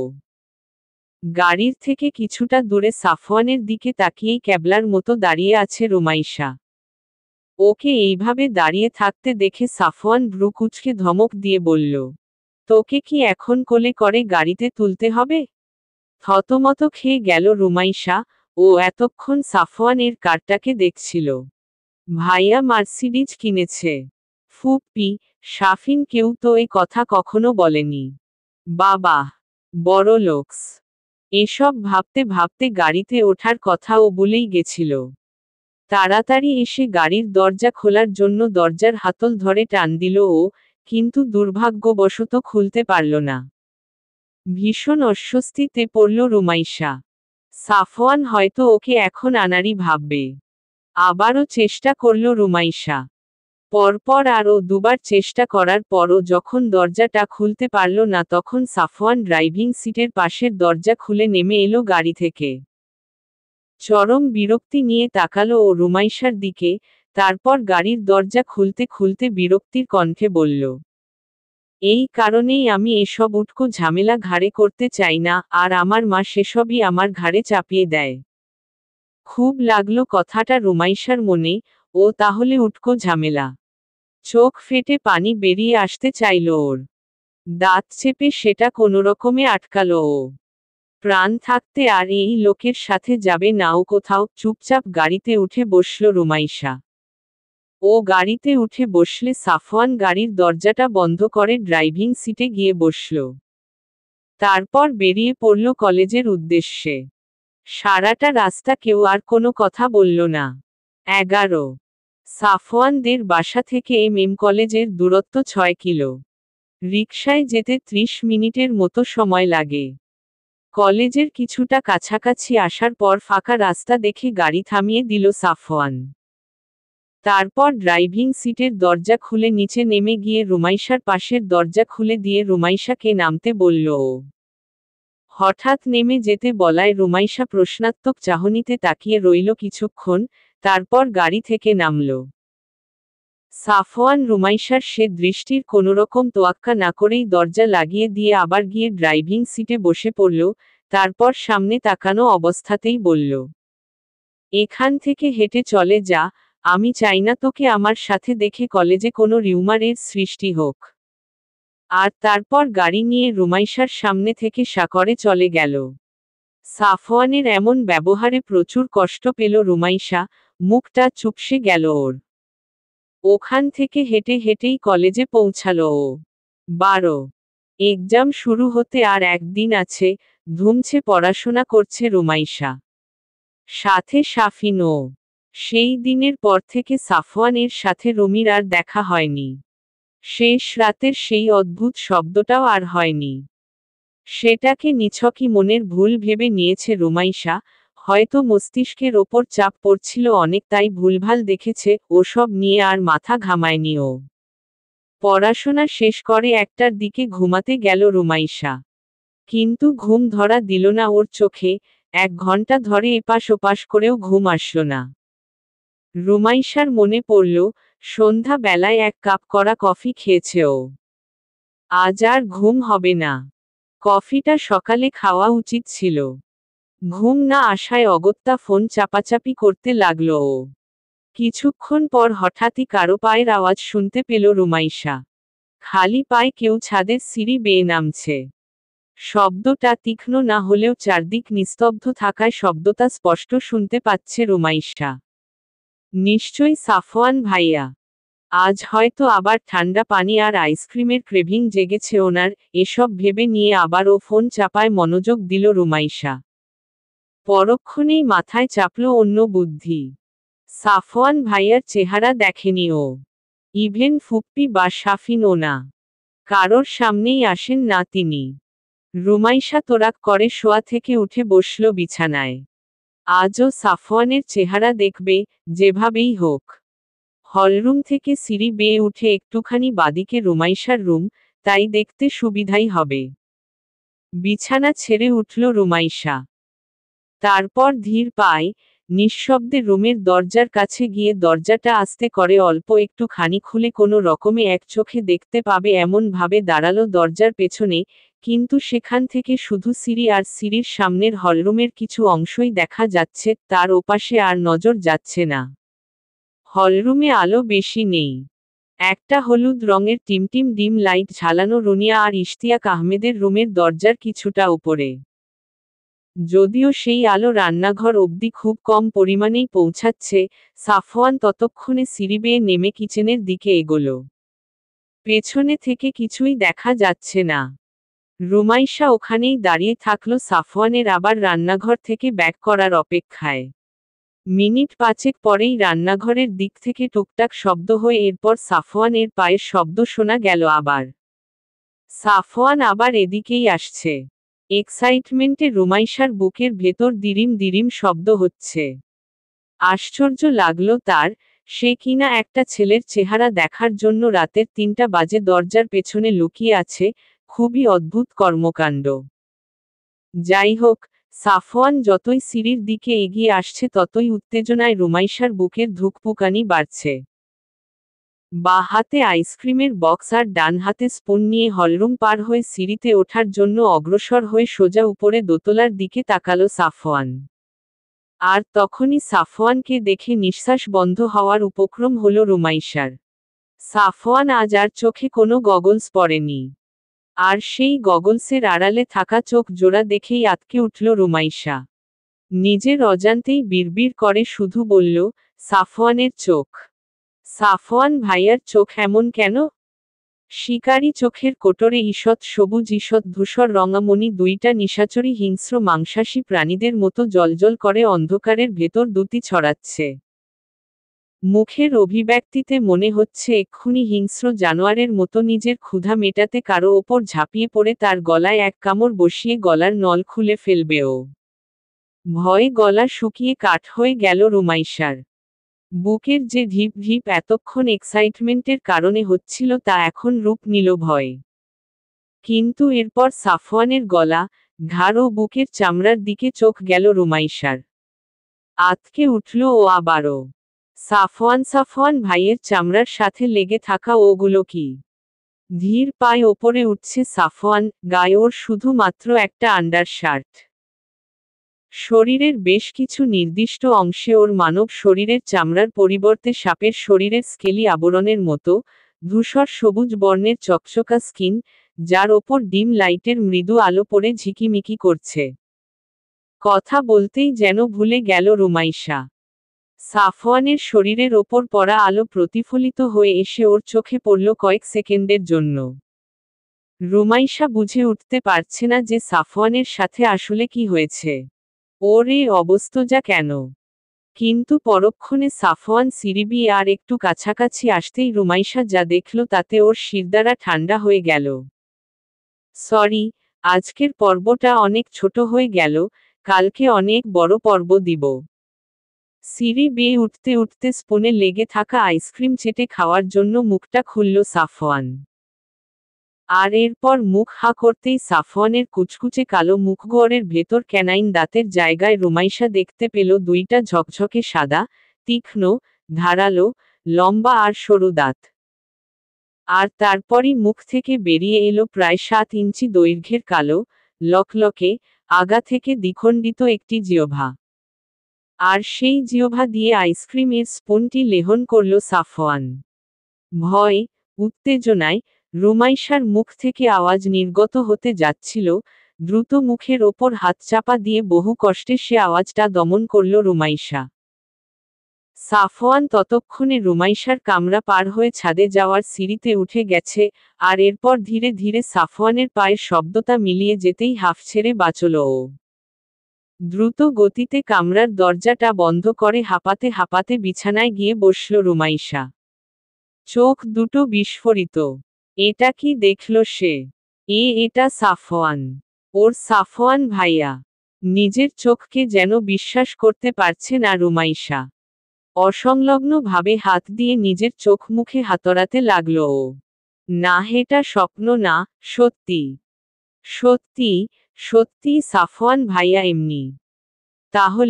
তাহলে ছোটবেলায় ওকে যে কামড়ে দিয়েছিল ভাইয়া, ওই কামড়ের জন্যই তবে এত অসুস্থ হয়ে গেছিল ও।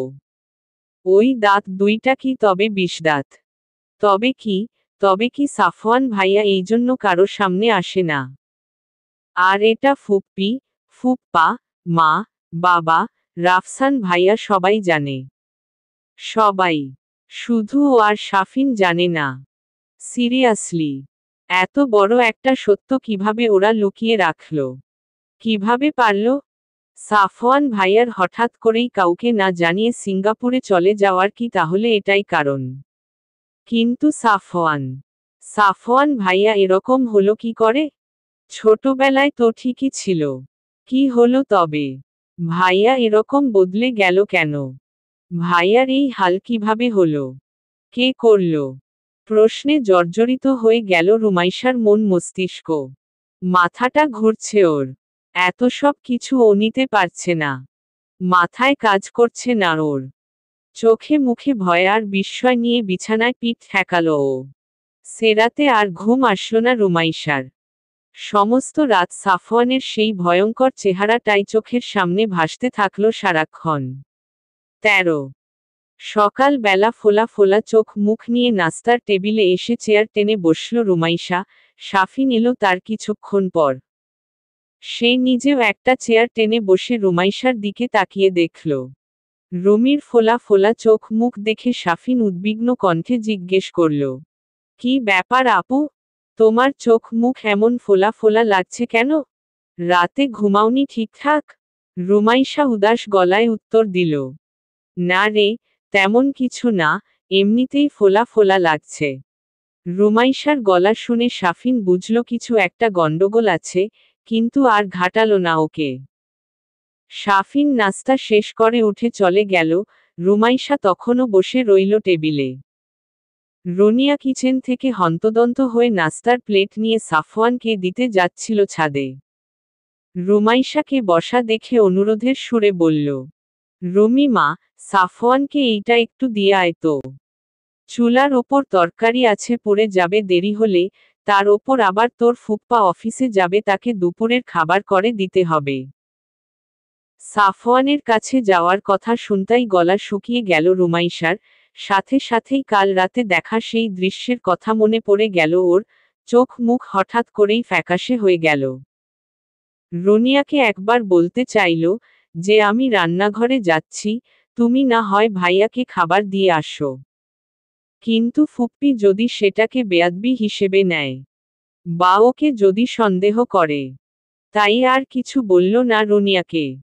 ঠিক আছে, দাও, আমি দিয়ে আসছি বলে চেয়ার ছেড়ে উঠে রনিয়ার হাত থেকে নাস্তার ট্রে টানিয়ে সিঁড়ির দিকে এগোলো ও। রনিয়া পেছনে থেকে বললেন, নাস্তাটা ওর রুমে দিতে হবে না, রুমের বাইরে যেটি টেবিলটা রাখা আছে তার ওপর রাখিস, আর ওকে বলে আসিস বাইরে থেকে যে নাস্তা দিয়েছিস। রুমাইশা মাথা নাড়িয়ে সম্মতি জানালো, তারপর ধীর পায়ে দোতলা পার হয়ে উঠে গেল ছাদের সিঁড়িতে। প্রতিটা কদম এগোনোর সাথে সাথে রুমাইশার ভয় বাড়ছে। বুকের ভেতর দিরিম দিরিম করছে ওর, যদিও এখন দিন, তারপরও রুমাইশার শরীর ঠান্ডা হয়ে যাচ্ছে ভয়ে। ছাদে পৌঁছানোর পর রুমাইশার হাত অস্বাভাবিকভাবে থরথর করে কাঁপতে লাগল। কাঁপুনির চোটে ট্রের ওপরে থাকা পানিভর্তি গ্লাস থেকে ছলকে একটু পানি পড়ল বাইরে। রুমাইশা নিজেকে স্বাভাবিক রাখার প্রাণপণ চেষ্টা করতে লাগল, কিন্তু পারল না। দ্রুত পায়ে এগিয়ে এসে টি টেবিলের ওপর নাস্তার ট্রেটা রেখে কোনো রকমে বলে উঠল, সাফওয়ান ভাইয়া, আপনার নাস্তা। কিন্তু সেটা বলতে গিয়েও গলা কেঁপে গেল রুমাইশার। কথাটা বলেই সেখান থেকে এক প্রকার ছুটে পালিয়ে গেল ও। সাফওয়ান এতক্ষণ কামরার ভেতর থেকে জানালার থাই গ্লাসের ওপাশ থেকে রুমাইশাকে দেখছিল। রনিয়াকে সে কতবার করে বলেছে যে সে ছাড়া অন্য কেউ যেন তাকে নাস্তা দিতে না আসে। তারপরও তার মা রুমাইশাকে পাঠালো। মনে মনে ভীষণ ক্ষিপ্ত হলো সাফওয়ান মায়ের ওপর, কিন্তু রুমাইশার আচরণ তার কাছে কেমন যেন অস্বাভাবিক ঠেকল।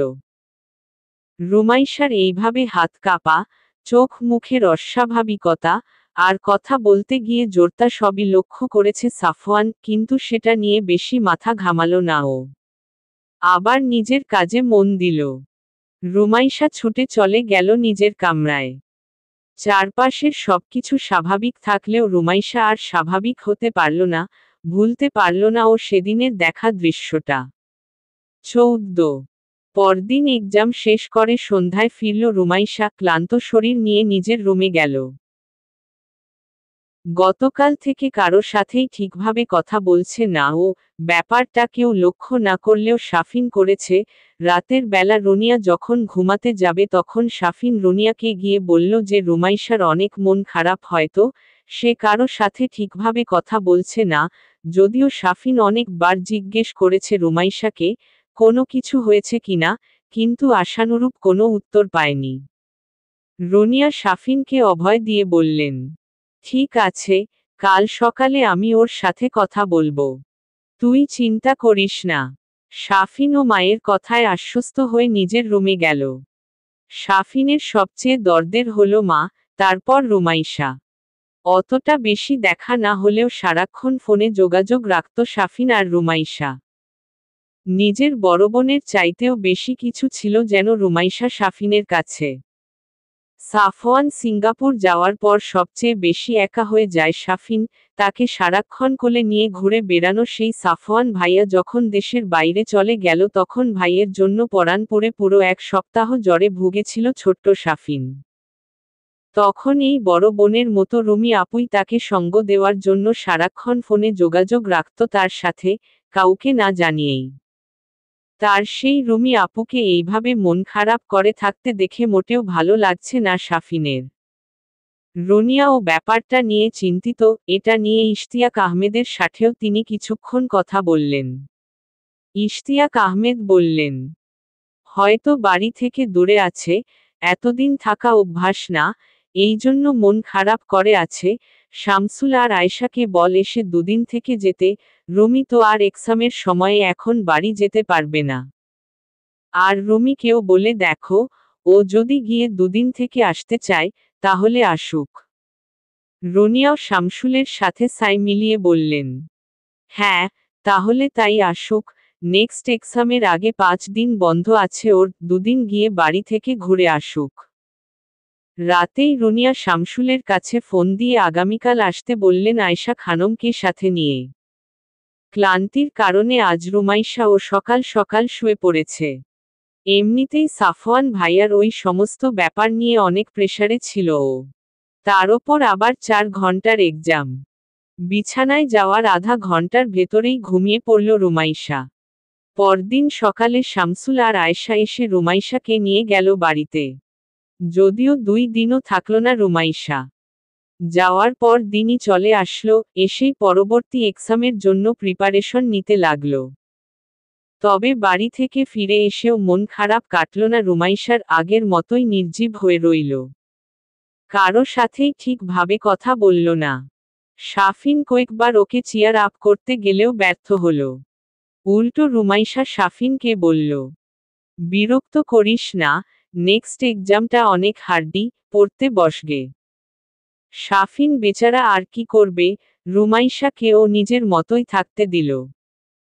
কিন্তু পরক্ষণেই ও কিছু একটা ভাবল, মাকে দিয়ে তো কাজ হলো না, ভাইয়াকে বলে দেখব। ভাইয়া নিশ্চয়ই কোনো না কোনো ভাবে আপুর মন খারাপের কারণ জেনে ফেলবে। যেই ভাবা সেই কাজ। সাফওয়ানের ফোনে ফোন দিল শাফিন, সশরীরে তো আর তার নিকট উপস্থিত হওয়া সম্ভব না, সে সাহস শাফিনের নেই। 2 বার রিং হওয়ার পর সাফওয়ান কল রিসিভ করল, আর তারপরেই শাফিনকে কোনো কিছু বলার সুযোগ না দিয়েই ভারিক্কি কণ্ঠে ও বলে উঠল, সিরিয়াস কোনো কথা হলে বল, নইলে বিরক্ত করিস না। মনে মনে খুব রাগ হলো শাফিনের। সে ছোট বলে কি সবাইরে বিরক্তই করে? সে কি বাচ্চা? কিন্তু আপাতত রাগারাগি পাশে রেখে বলল, তোমার কাছে সিরিয়াস কিনা জানি না, তবে আমার কাছে বিষয়টা সিরিয়াস। সাফওয়ান তার কাঠিন্যতা বজায় রেখেই জিজ্ঞেস করল, টাইটেল? রুমি আপু। সাফওয়ান ল্যাপটপে একটা আর্টিকেল লিখছিল, রুমি নামটা শুনতাই লেখা থামিয়ে দিল ও। তারপর আগের মতো করেই জিজ্ঞেস করল, বল, কি ব্যাপার? শাফিন এক নাগারে বলতে শুরু করল, রুমি আপু বিগত কয়েক দিন ধরে কেমন যেন মন খারাপ করে আছে, আগের মতো হাসছে না, কথাও বলছে না, সব সময় একটা উদাসী উদাসী ভাব। আমি জিজ্ঞেস করেছি আপুকে কয়েকবার, কিন্তু আপু কিছুই বলেনি। পরে আম্মুকে বললাম আপুর মন খারাপের বিষয়টা তদন্ত করে দেখতে, কিন্তু আম্মু কি করল? ওকে বাড়ি পাঠিয়ে দিল। রুমাইশা বাড়ি চলে গেছে শুনেই সাফওয়ান শাফিনের কথা বলা থামিতে দিয়ে জিজ্ঞেস করল, রিমু বাড়ি চলে গেছে? গেছিল, আবার এসেছে, কালকে। আচ্ছা, তারপর তারপর এখনো আপুর মন ভালো হয়নি। আগের মতোই আছে, সিরিয়াস কণ্ঠে বলল শাফিন।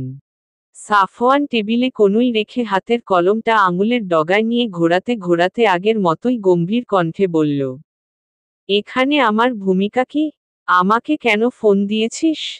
তুমি আপুর সাথে একটু কথা বলে দেখবা? হয়তো এমন হতে পারে আপুকে কেউ ডিস্টার্ব করছে। কোনো ছেলে বা ওকে কেউ বাজে কথা বলেছে। তোমার সাথে বলতে পারে। তুমি জিজ্ঞেস করলে তো আর মিথ্যা বলতে পারবে না, কারণ তুমি গুরুজন। জায়গা মতো কথাগুলো বলতে পেরে শাফিন খুব মজা পেল, এতে নিশ্চয়ই কাজ হবে। রুমাইশাকে কেউ ডিস্টার্ব করতে পারে ভেবেই ভ্রু কুঞ্চিত হয়ে গেল সাফওয়ানের। বলল, হুম, হয়েছে, আমি কথা বলে দেখব। শাফিন খুশি হলো অনেক, কিন্তু ফোনে সেটা প্রকাশ করল না, আগের মতো করেই বলল, ঠিক আছে ভাইয়া, আমি তাহলে রাখছি এখন। কিন্তু ও রাখার আগেই সাফওয়ান নিজেই কল কেটে দিল। আর সাফওয়ান কল কেটে দিতেই শাফিন খুশিতে উচ্ছ্বসিত হয়ে উঠল।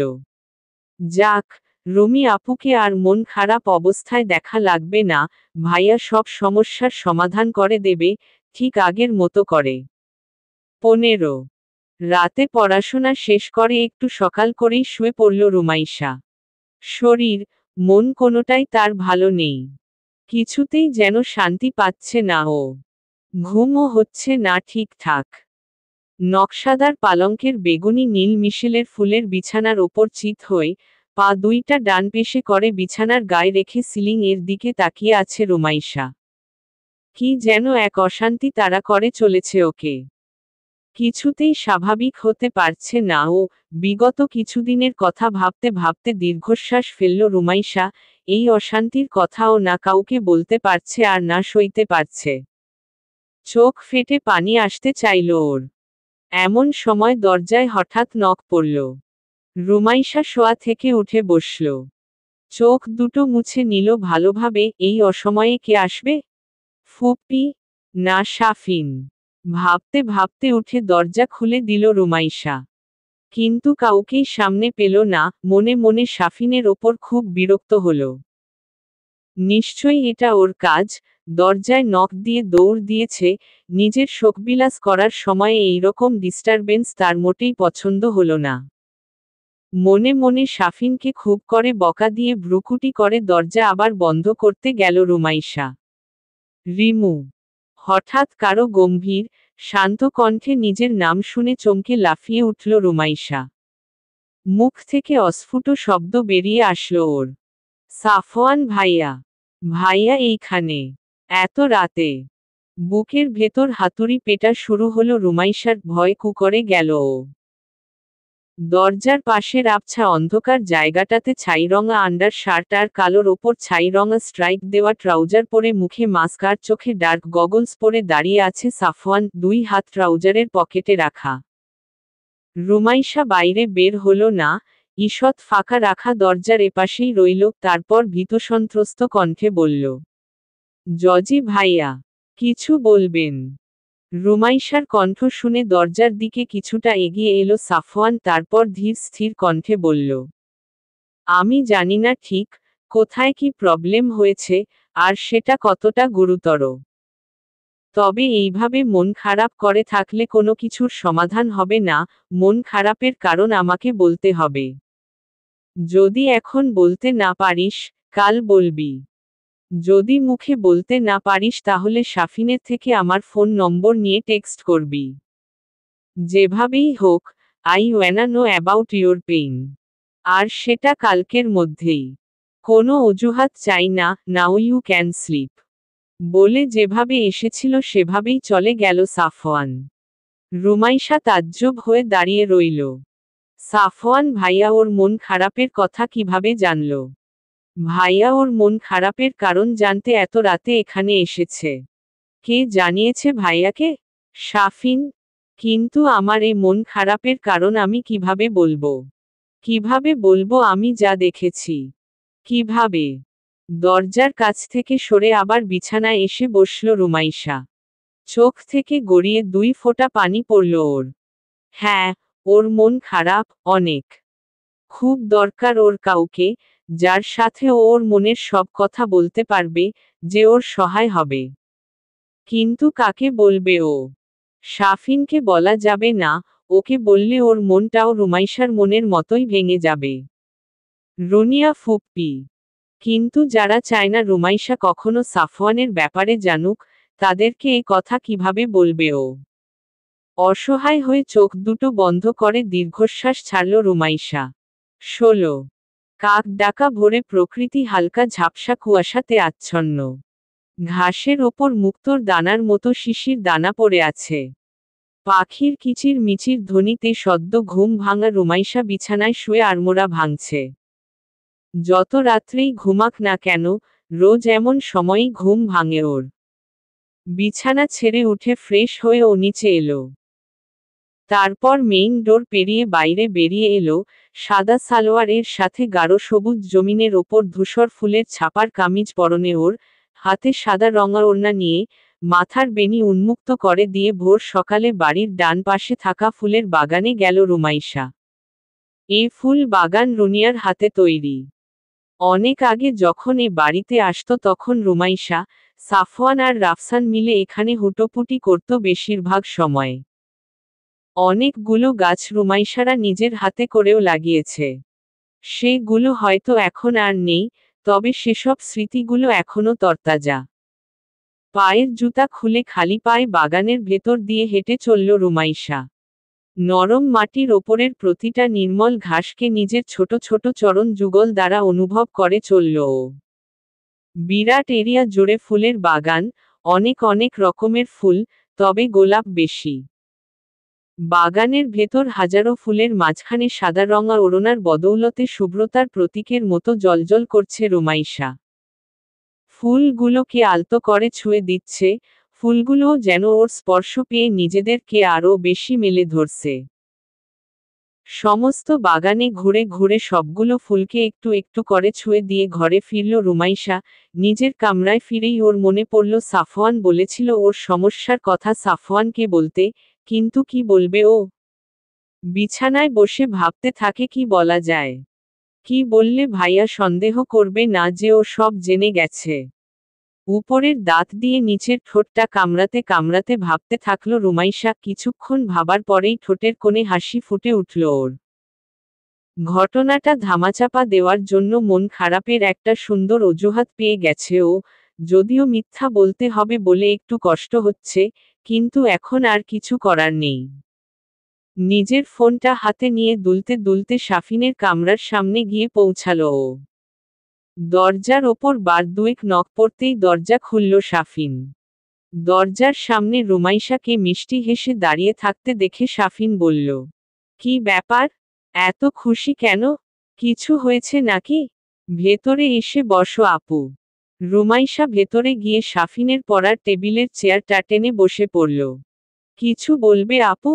সাফিন বিছানায় বসতে বসতে জিজ্ঞেস করল। রুমাইশা লজ্জায় লাল নীল হতে লাগল।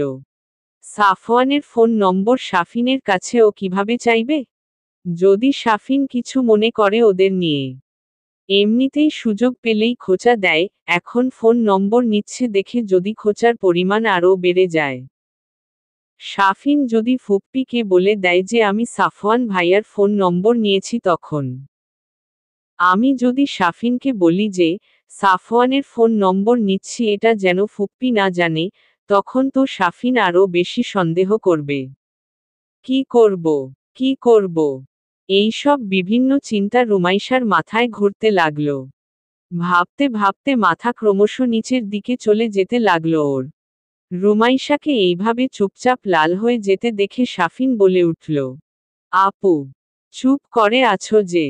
কি বলতে চাও বলো? সাফিন মনে মনে ভাবল, নিশ্চয়ই ভাইয়ার সাথে কিছু হয়েছে, মেইবি ভাইয়া কিছু বলেছে ওকে মন খারাপের বিষয় নিয়ে। আপুকে তো একটু খুশি খুশিও লাগছে, কিন্তু তার সাথে আমার কি সম্পর্ক সেটাই তো বুঝতে পারছি না। কিন্তু সাফিন একটুও টের পেল না যে এই হাসি তার রুমি আপুর মন খারাপের ছদ্মবেশ। হুমমম, নিশ্চয়ই কিছু হয়েছে। আমার ভাইকে নিয়ে নাকি? থুতনিতে হাত রেখে এক ভ্রু উঁচু করে চোখ ছোট ছোট করে ভাব নিয়ে বলল সাফিন। সাফিন উল্টো দিকে হাঁটছে দেখে রুমাইশা তাড়াতাড়ি ওকে থামিয়ে দিয়ে তড়িঘড়ি করে বলে উঠল, তোর কাছে একটা জিনিস চাইবো, কিন্তু কাউকে বলতে পারবি না, একটা দরকারে চাচ্ছি। অন্য কোনো ইন্টেনশন নিয়ে না। হ্যাঁ, বলো, কি জিনিস চাই তোমার? তাও আবার আমার কাছে? দুষ্টু হাসি দিয়ে বলল সাফিন। রুমাইশা সিরিয়াস মুখ করে বলল, চাইবো তার আগে তোর এই খচ্চর মার্কা ফেস চেঞ্জ করে স্বাভাবিক হ। সাফিনের মুখের চারপাশ আঙুল দিয়ে ইশারা করে দেখালো রুমাইশা। সাফিনের হাসি মুখ সাথে সাথে বন্ধ হয়ে গেল, মুখ খানা কালো করে ও বলল, তুমি আমাকে খচ্চরের সাথে তুলনা করলে আপু? তুই খচ্চর কি খচ্চর না সেই ডিবেট পরে করা যাবে, তার আগে আমি যা চাইছি তাই দে। হ্যাঁ বলো কি চাই তোমার? প্যাঁচার মতো মুখ করে বলল সাফিন। চাইবো, তার আগে প্রমিস কর যে তুই এই বিষয় নিয়ে কোনো রিয়্যাক্ট করবি না, প্লাস কারোরে বলবি না, প্লাস এই বিষয় নিয়ে হাসি তামাশা করবি না, প্লাস পরবর্তীতে এই বিষয় নিয়ে আমারে খোঁচাবি না।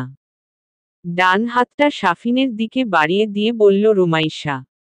সাফিন চোখ ছোট ছোট করে সন্দেহের দৃষ্টিতে তাকালো রুমাইশার দিকে, তারপর রুমাইশার হাতের ওপর ডান হাত রেখে বলল, ঠিক আছে প্রমিস করলাম, এখন বল কি চাও? সাফওয়ান ভাইয়ার ফোন নম্বর। সাফিন চোখ বড় বড় করে রুমাইশার দিকে তাকালো, তারপর এক্সাইটমেন্টে ভ্রু দুইটা উঁচু করে দুষ্টু হাসি দিয়ে মুখ গোল করে চিল্লাতে যাবে তখনই রুমাইশা তাড়াতাড়ি তার দুই হাতের তালু উঁচু করে ওর মুখের সামনে রেখে ওকে থামিয়ে দিয়ে বলল, প্রমিস করেছিস তুই কোনো রিয়্যাক্ট করবি না। এখন সাফওয়ান ভাইয়ার ফোন নম্বর দে।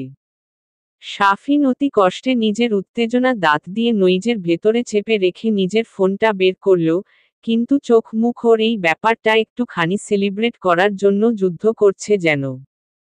ফোন থেকে সাফওয়ানের ফোন নম্বরটা কপি করে রুমাইশাকে দিয়ে বলল, হোয়াটসঅ্যাপে দিয়েছি দেখো। আচ্ছা বলে ফোন নম্বর নিয়ে রুমাইশা রুম থেকে বেরিয়ে গেল, যাওয়ার আগে সাফিনকে আর একবার চোখ দিয়ে শাসিয়ে গেল যেন এই বিষয়ে কাউকে ও কিছু না বলে। রুমাইশা চলে যেতেই সাফিন লাফ দিয়ে বিছানা থেকে নিচে নেমে দাঁড়িয়ে খানিক নাচানাচি করল। ও ভেবে নিল, নিশ্চয়ই সাফওয়ান আর রুমাইশার ভেতর কিছু চলছে। এদিকে নিজের ঘরে ফিরে এসে সাফওয়ানের উদ্দেশ্যে মেসেজ লিখতে বসল রুমাইশা। সাদা ওড়নাটা বিছিয়ে আছে বিছানার ওপর, নিতম্ব ছাড়ানো চুলগুলো ডানপেশে হয়ে ছড়িয়ে আছে। নরম হাত দুইটা দিয়ে মোবাইল ফোনটা ধরে উপরের দাঁত দিয়ে নিচের ঠোঁট কামড়ে ভাবছে রুমাইশা বাক্যটা কিভাবে সাজালে সাফওয়ান ভাইয়ের মনপুত হবে। একবার একভাবে লিখছে তো আবার মুছে ফেলে অন্য ভাবে লিখছে, কিন্তু কিছুতেই মনের মতো হচ্ছে না। অবশেষে রুমাইশা অনেক ভাবনা চিন্তার পর লিখল, আমার মন খারাপের কোনো গুরুতর কারণ নেই, লিটারেচারের হিস্ট্রি এক্সামটা অনেক খারাপ হয়েছে, আমি অনেক ভালো প্রস্তুতি নিয়েছিলাম, কিন্তু যেরকম আশা করেছিলাম সেরকম লিখতে পারিনি, এটাই কারণ। চিন্তা করবেন না, আমার মন আর খারাপ নেই, ভালো হয়ে গেছে। লিখে টেক্সটটা সেন্ড করল রুমাইশা। নিজের রুমে ওয়ার্কআউটরত সাফওয়ানের ফোনে টুং করে একটা আওয়াজ হলো। ওয়ার্কআউটে বিরতি দিয়ে সেদবাড়ি যুক্ত শরীর নিয়ে বিছানায় অবহেলায় পড়ে থাকা ফোনের নিকট এলো সাফওয়ান। তার কঠোর পেশিবহুল ইস্পাতদৃঢ় হাতটা দিয়ে ফোনটা তুলল সে। আননোন নম্বর থেকে একটি মেসেজ। ফোনের লক খুলে মেসেজের ভেতরে গিয়ে মেসেজটি পড়ল সাফওয়ান। কিন্তু সেই মেসেজটিকে বিশ্বাস করার মতো কোনো কারণ খুঁজে পেল না। এত সামান্য বিষয় নিয়ে মন খারাপ করার মতো মেয়ে রুমাইশা যে নয় সেটা তার খুব ভালো করেই জানা। মন খারাপের আসল কারণ উদ্ঘাটন করতে মনে মনে তৎপর হলো সাফওয়ান। মেসেজটা দেখেই ফোন রেখে দিল, প্রতিউত্তর করল না। এদিকে সাফওয়ানকে আশ্বস্ত করতে পেরেছে ভেবে আনন্দিত হওয়া রুমাইশা বুঝলই না যে তার এই ছোট্ট মিথ্যা কথাটা ধরতে সাফওয়ান এর 1 সেকেন্ডও সময় লাগেনি। 17 শেষ বিকালের দিকে রুনিয়া সবার জন্য নাস্তা বানাচ্ছিলেন। রুমাইশা রুনিয়াকে সাহায্য করছিল। এমন সময় সাফিন ঘেমে নিয়ে একাকার হয়ে বাড়িতে ফিরল। ফিরেই মা মা বলে চিল্লাতে থাকল। এটা ওর স্বভাব, রুনিয়া সামনের পড়ে থাকলেও মা মা বলে চিল্লাবে শাফিন। শাফিনের চিল্লানিতে রুনিয়া কিচেন থেকে হাঁক ছাড়লেন। শাফিন কিচেনের দিকে এগিয়ে গেল। এমন মজাদার নাস্তা রেডি হচ্ছে দেখে শাফিন লোভ সামলাতে পারল না, ধাম করে নাস্তার প্লেটে হাত ঢুকিয়ে দিল। রুমাইশা একটা চাটি লাগালো শাফিনের মাথায়, তারপর ভ্রুকুটি করে বলল, বেয়াদব, ভালো করে হাত মুখ ধুয়ে আয়, যা পারলে গোসল দিয়ে আয়। ছাদার কোথাকার। শাফিন রুমাইশার কথা কানে না নিয়ে আবার নাস্তার প্লেটের দিকে হাত বাড়ালো, সাথে সাথেই রুমাইশা প্লেটটা সরিয়ে নিজের পেছনে লুকিয়ে রেখে বলল, মোটেই এতে হাত দিবি না, আগে সুন্দর করে ফ্রেশ হয়ে আয়, তারপর নাস্তা পাবি। ছাদারদের কোনো নাস্তা হবে না। কিন্তু নাছোড়বান্দা শাফিন একে বেঁকে রুমাইশার থেকে নাস্তা নেওয়ার চেষ্টা করতেই থাকল, শেষমেশ না পেরে ইনোসেন্ট মুখ করে বলল, আর এক পিস আপু, প্লিজ। কিন্তু শাফিনের এমন ইনোসেন্টগিরিতে গলল না রুমাইশা, চোখ টিপ দিয়ে মাথা নাড়িয়ে বুঝালো যে কিছুতেই নাস্তার প্লেট শাফিনকে দেওয়া হবে না। শাফিন আর রুমাইশার এমন দুষ্টুমি দেখে হাসলেন রুনিয়া। তারপর শাফিনকে উদ্দেশ্য করে বললেন, ফ্রেশ হয়ে এসে তোর সাফওয়ান ভাইয়াকে নাস্তা দিয়ে আয়। আমার এখন চুলার কাছে থেকে সরার কোনো সময় নেই। রুনিয়ার মুখে সাফওয়ানের নাম শুনতাই কেঁপে উঠল রুমাইশা। চোখে মুখে ওর হঠাৎ করেই বিষাদের ছায়া নেমে এলো, এতক্ষণ কত হাসি খুশি ছিল ও, সাফওয়ানের ব্যাপারটা তো ভুলেই গেছিল। রুমাইশার হঠাৎ এমন কেঁপে ওঠা আর চুপ হয়ে যাওয়া খেয়াল করল শাফিন, আর তার এই নীরবতা যে সাফওয়ানের নাম শুনেই শুরু হয়েছে সেটাও বুঝতে পারল। কিন্তু এরকমটা কেন হলো সেটা শাফিনের অজানাই থেকে গেল। সাফওয়ানকে নাস্তা দিয়ে আসতে হবে শুনে শাফিন ওখান থেকে কেটে পড়ল, যাওয়ার আগে বলে গেল, আমি পারবো না, আমার ফ্রেশ হতে দেরি হবে, রুমি আপুকে বলো। শাফিনের যাওয়ার দিকে তাকিয়ে রুমাইশা ভাবতে থাকল, এখন তো তাকেই যেতে হবে নাস্তা দিতে। সাফওয়ান ভাইয়া তো ফুপ্পি ছাড়া অন্য কারো ছাদে যাওয়া পছন্দ করে না। যদি ভাইয়া রেগে যায়, যদি আমার ওপর চড়াও হয়, তখন কি হবে? কামড়ে দেবে সেই ছোটবেলার মতো? মুখখানা ফ্যাকাশে হয়ে গেল রুমাইশার। তার ভাবনায় ছেদ ঘটিয়ে রুনিয়া রহমান এবার সত্যি সত্যিই ওকে বললেন সাফওয়ানকে নাস্তা দিয়ে আসতে। রুনিয়া রান্নার কাজের ব্যস্ততায় দেখতেই পেলেন না রুমাইশার মুখের সেই ভয়ের অভিব্যক্তি। নাস্তার ট্রে টানিয়ে এক পা দুই পা করে হেঁটে চলেছে রুমাইশা। এখন তো সন্ধ্যা হব, ভাইয়া কি রুমের বাইরে থাকবে না ভেতরে? যদি বাইরে থাকে, আর তাকে দেখে ফেলার অপরাধে সে যদি আমাকে অ্যাটাক করে, যদি আমাকে মেরে ফেলে। এসব আজগুবি ভাবনা ভাবতে ভাবতে ছাদে পৌঁছে গেল রুমাইশা। কিন্তু তার কোনো ভাবনাই সত্যি হয়নি। সাফওয়ান নিজের রুমেই আছে, আর এক জায়গায় বসে নেই। তার চলাচলের বিভিন্ন শব্দ রুমাইশার কানে আসছে। রুমাইশা সাফওয়ানের রুমের জানালার থাই গ্লাসের সামনে রাখাটি টেবিলের কাছে আসতেই রুমের ভেতরের হাঁটাচলার শব্দ থেমে গেল। রুমাইশার ষষ্ঠ ইন্দ্রিয় জানান দিচ্ছে যে এই মুহূর্তে রুমের ভেতর বিদ্যমান সেই 6-4 ফিট লম্বা, সুঠাম দেহি হিংস্র চোখের পুরুষটা তাকেই দেখছে। আর সেটা অনুভব হতেই রুমাইশার হৃদযন্ত্রটা ভীতসন্ত্রস্ত হয়ে অস্থিরভাবে দিরিম দিরিম লাফাতে লাগল। কান মাথা গরম হতে শুরু করল রুমাইশার। প্রাণপণ চেষ্টা করল যেন সেই পুরুষটি তার এই ভয়ার্ত অবস্থা না দেখে। কিন্তু সমস্ত চেষ্টা বিফলে গিয়ে উল্টো রুমাইশার মস্তিষ্ক তার হাতের ওপর নিয়ন্ত্রণ হারিয়ে ফেলল। যার ফলে রুমাইশার ট্রে ধরা হাত দুটো আজও অস্বাভাবিকভাবে কাঁপাকাঁপি করতে শুরু করল। নিঃশ্বাস চেপে রেখে কোনো রকমে ট্রেটা টেবিলের ওপর রেখে রুদ্ধশ্বাসে ছুটে পালালো রুমাইশা। আজ আর বলার সাহস হলো না যে খাবারের ট্রেটা টেবিলে রেখেছে। সাফওয়ান রুমাইশাকে আজ গভীরভাবে পর্যবেক্ষণ করেছে।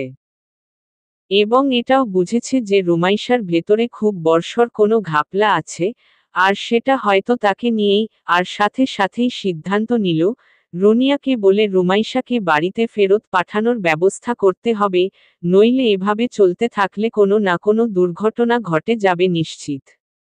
18 2-3 দিনের বিরতিতে পরপর 4টা এক্সাম দিয়ে হাঁপিয়ে গেছে রুমাইশা। এই কয়দিন পড়ার চাপে কারো সাথে তেমন কথা বলারও ফুরসত পায়নি রুমাইশা। শাফিন অপেক্ষায় আছে কবে রুমাইশার এক্সাম শেষ হবে আর ওরা ঘুরতে যাবে। কিন্তু এক্সাম শেষই হচ্ছে না, এখনো একটা বাকি। যদিও লাস্ট এক্সামটার আগে বেশ কয়েকদিন ছুটি পাওয়া যাচ্ছে, এক্সাম দিয়ে এসে কোনো রকমে একটু নাস্তা পানি করে বিছানায় চলে গেল রুমাইশা। গত কয়েকদিনে খুব কম ঘুম হয়েছে ওর। 24 ঘন্টায় হয়তো সব মিলিয়ে 5টা ঘন্টা ঘুমিয়েছে ও। ক্লান্তিতে শরীর অবসন্ন। বিছানায় এসে গা এলিয়ে দিতেই গভীর ঘুমে তলিয়ে গেল রুমাইশা। রাতের বেলা 10:30টার দিকে রুমাইশাকে রাতের খাবার খাওয়ার জন্য ঘুম থেকে জাগিয়ে তুলল রুনিয়া। রুমাইশা উঠবে না করেও শেষ পর্যন্ত রুনিয়ার জোরাজোরিতে উঠল, কিন্তু তাকে বিছানার থেকে নামানো গেল না।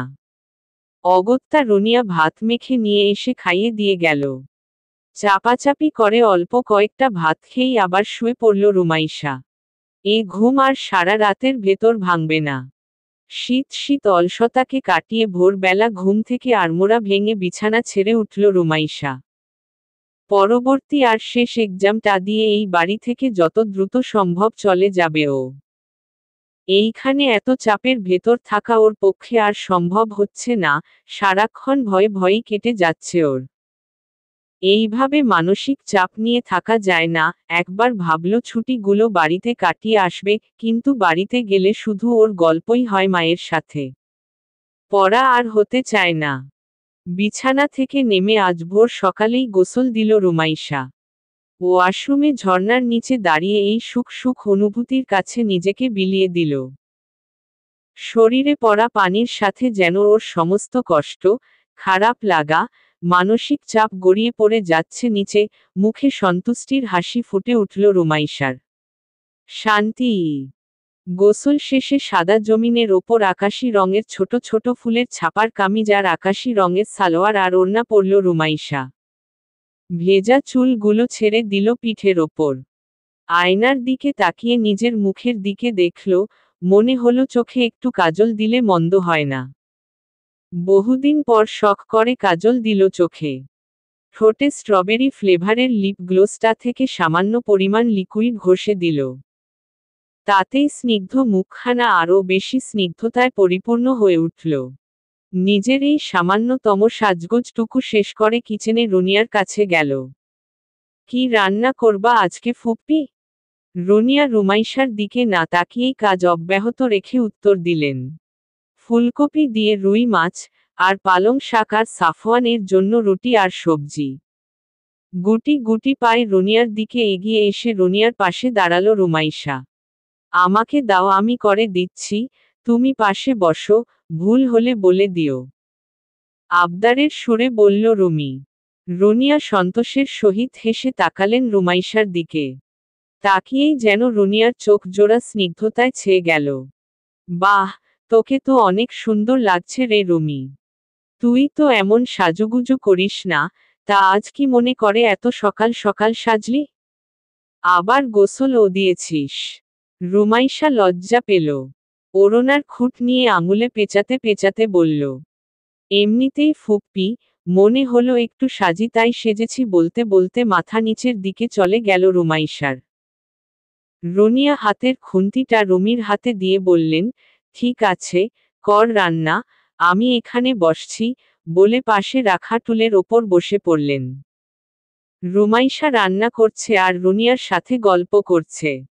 মাঝে মাঝে রুনিয়া দেখিয়ে দিচ্ছেন কি করতে হবে।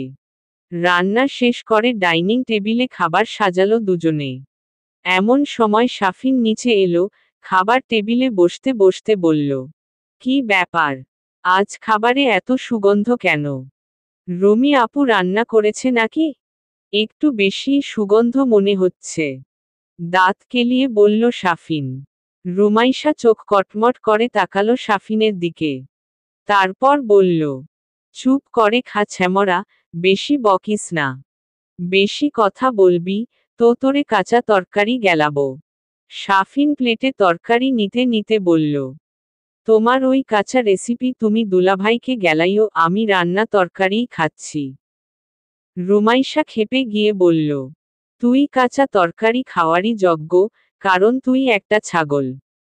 আমার বরকে তো আমি রোজ বিরিয়ানি রান্না করে খাওয়াবো, আর তোর বিয়ের পর তোর বউকে বলে দেব যে তোর ভেতরে ছাগলের ক্রোমোজোম আছে অর্ধেক, তোকে যেন সারাদিন ঘাস পাতা খাওয়ায়। শাফিন হেসে বলল, আমি যদি ছাগল হই তাহলে তোমার বর হবে গরু, আর তুমি হবা বকরা গরু। রুমাইশা চোখ ছোট ছোট করে তাকিয়ে হাতে থাকা তরকারির চামচ দিয়ে শাফিনের পিঠে একটা বাড়ি দিল। এমন সময় রুনিয়া এসে বলল, কি শুরু করলি তোরা? বড় হয়েছে সব নামে নামে, এখনো এই সমস্ত কথা বলে আর ঝগড়া করে। রুমাইশা অভিযোগের সুরে বলল, তোমার ছেলে আমাকে বকরা গরু বলেছে ফুপ্পি। সাথে সাথে শাফিন রুমাইশার কথার বিরোধিতা করে বলে উঠল, আপু আমাকে ছাগল বলেছে আগে। আমি যদি ছাগল হই তাহলে তো তুমিও ছাগল, কারণ তুমি আমার মা। তাহলে তো রুমি আপু ইনডাইরেক্টলি তোমাকে ছাগল বলেছে। রুমাইশা এইবার রেগে গেল। দাঁড়া, তোর মজা দেখাচ্ছি, বলে শাফিনের চুল মুঠি করে টেনে ধরল ও।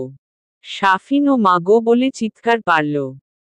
এদের কাণ্ডকারখানা দেখে রুনিয়া না হেসে পারল না, তাড়াতাড়ি দুজনকে ছাড়িয়ে দিয়ে সাফওয়ানের জন্য নাস্তা নিয়ে ছাদের দিকে গেল। এদিকে সাফওয়ান রুনিয়ার অপেক্ষাতেই বসে আছে, আজমাকে বলে কিছু একটা ব্যবস্থাও করবে। রিচেক করার সময় পাইনি, বানান ভুল থাকতে পারে অনেক, ক্ষমা সুন্দর দৃষ্টিতে দেখবেন, চলবে।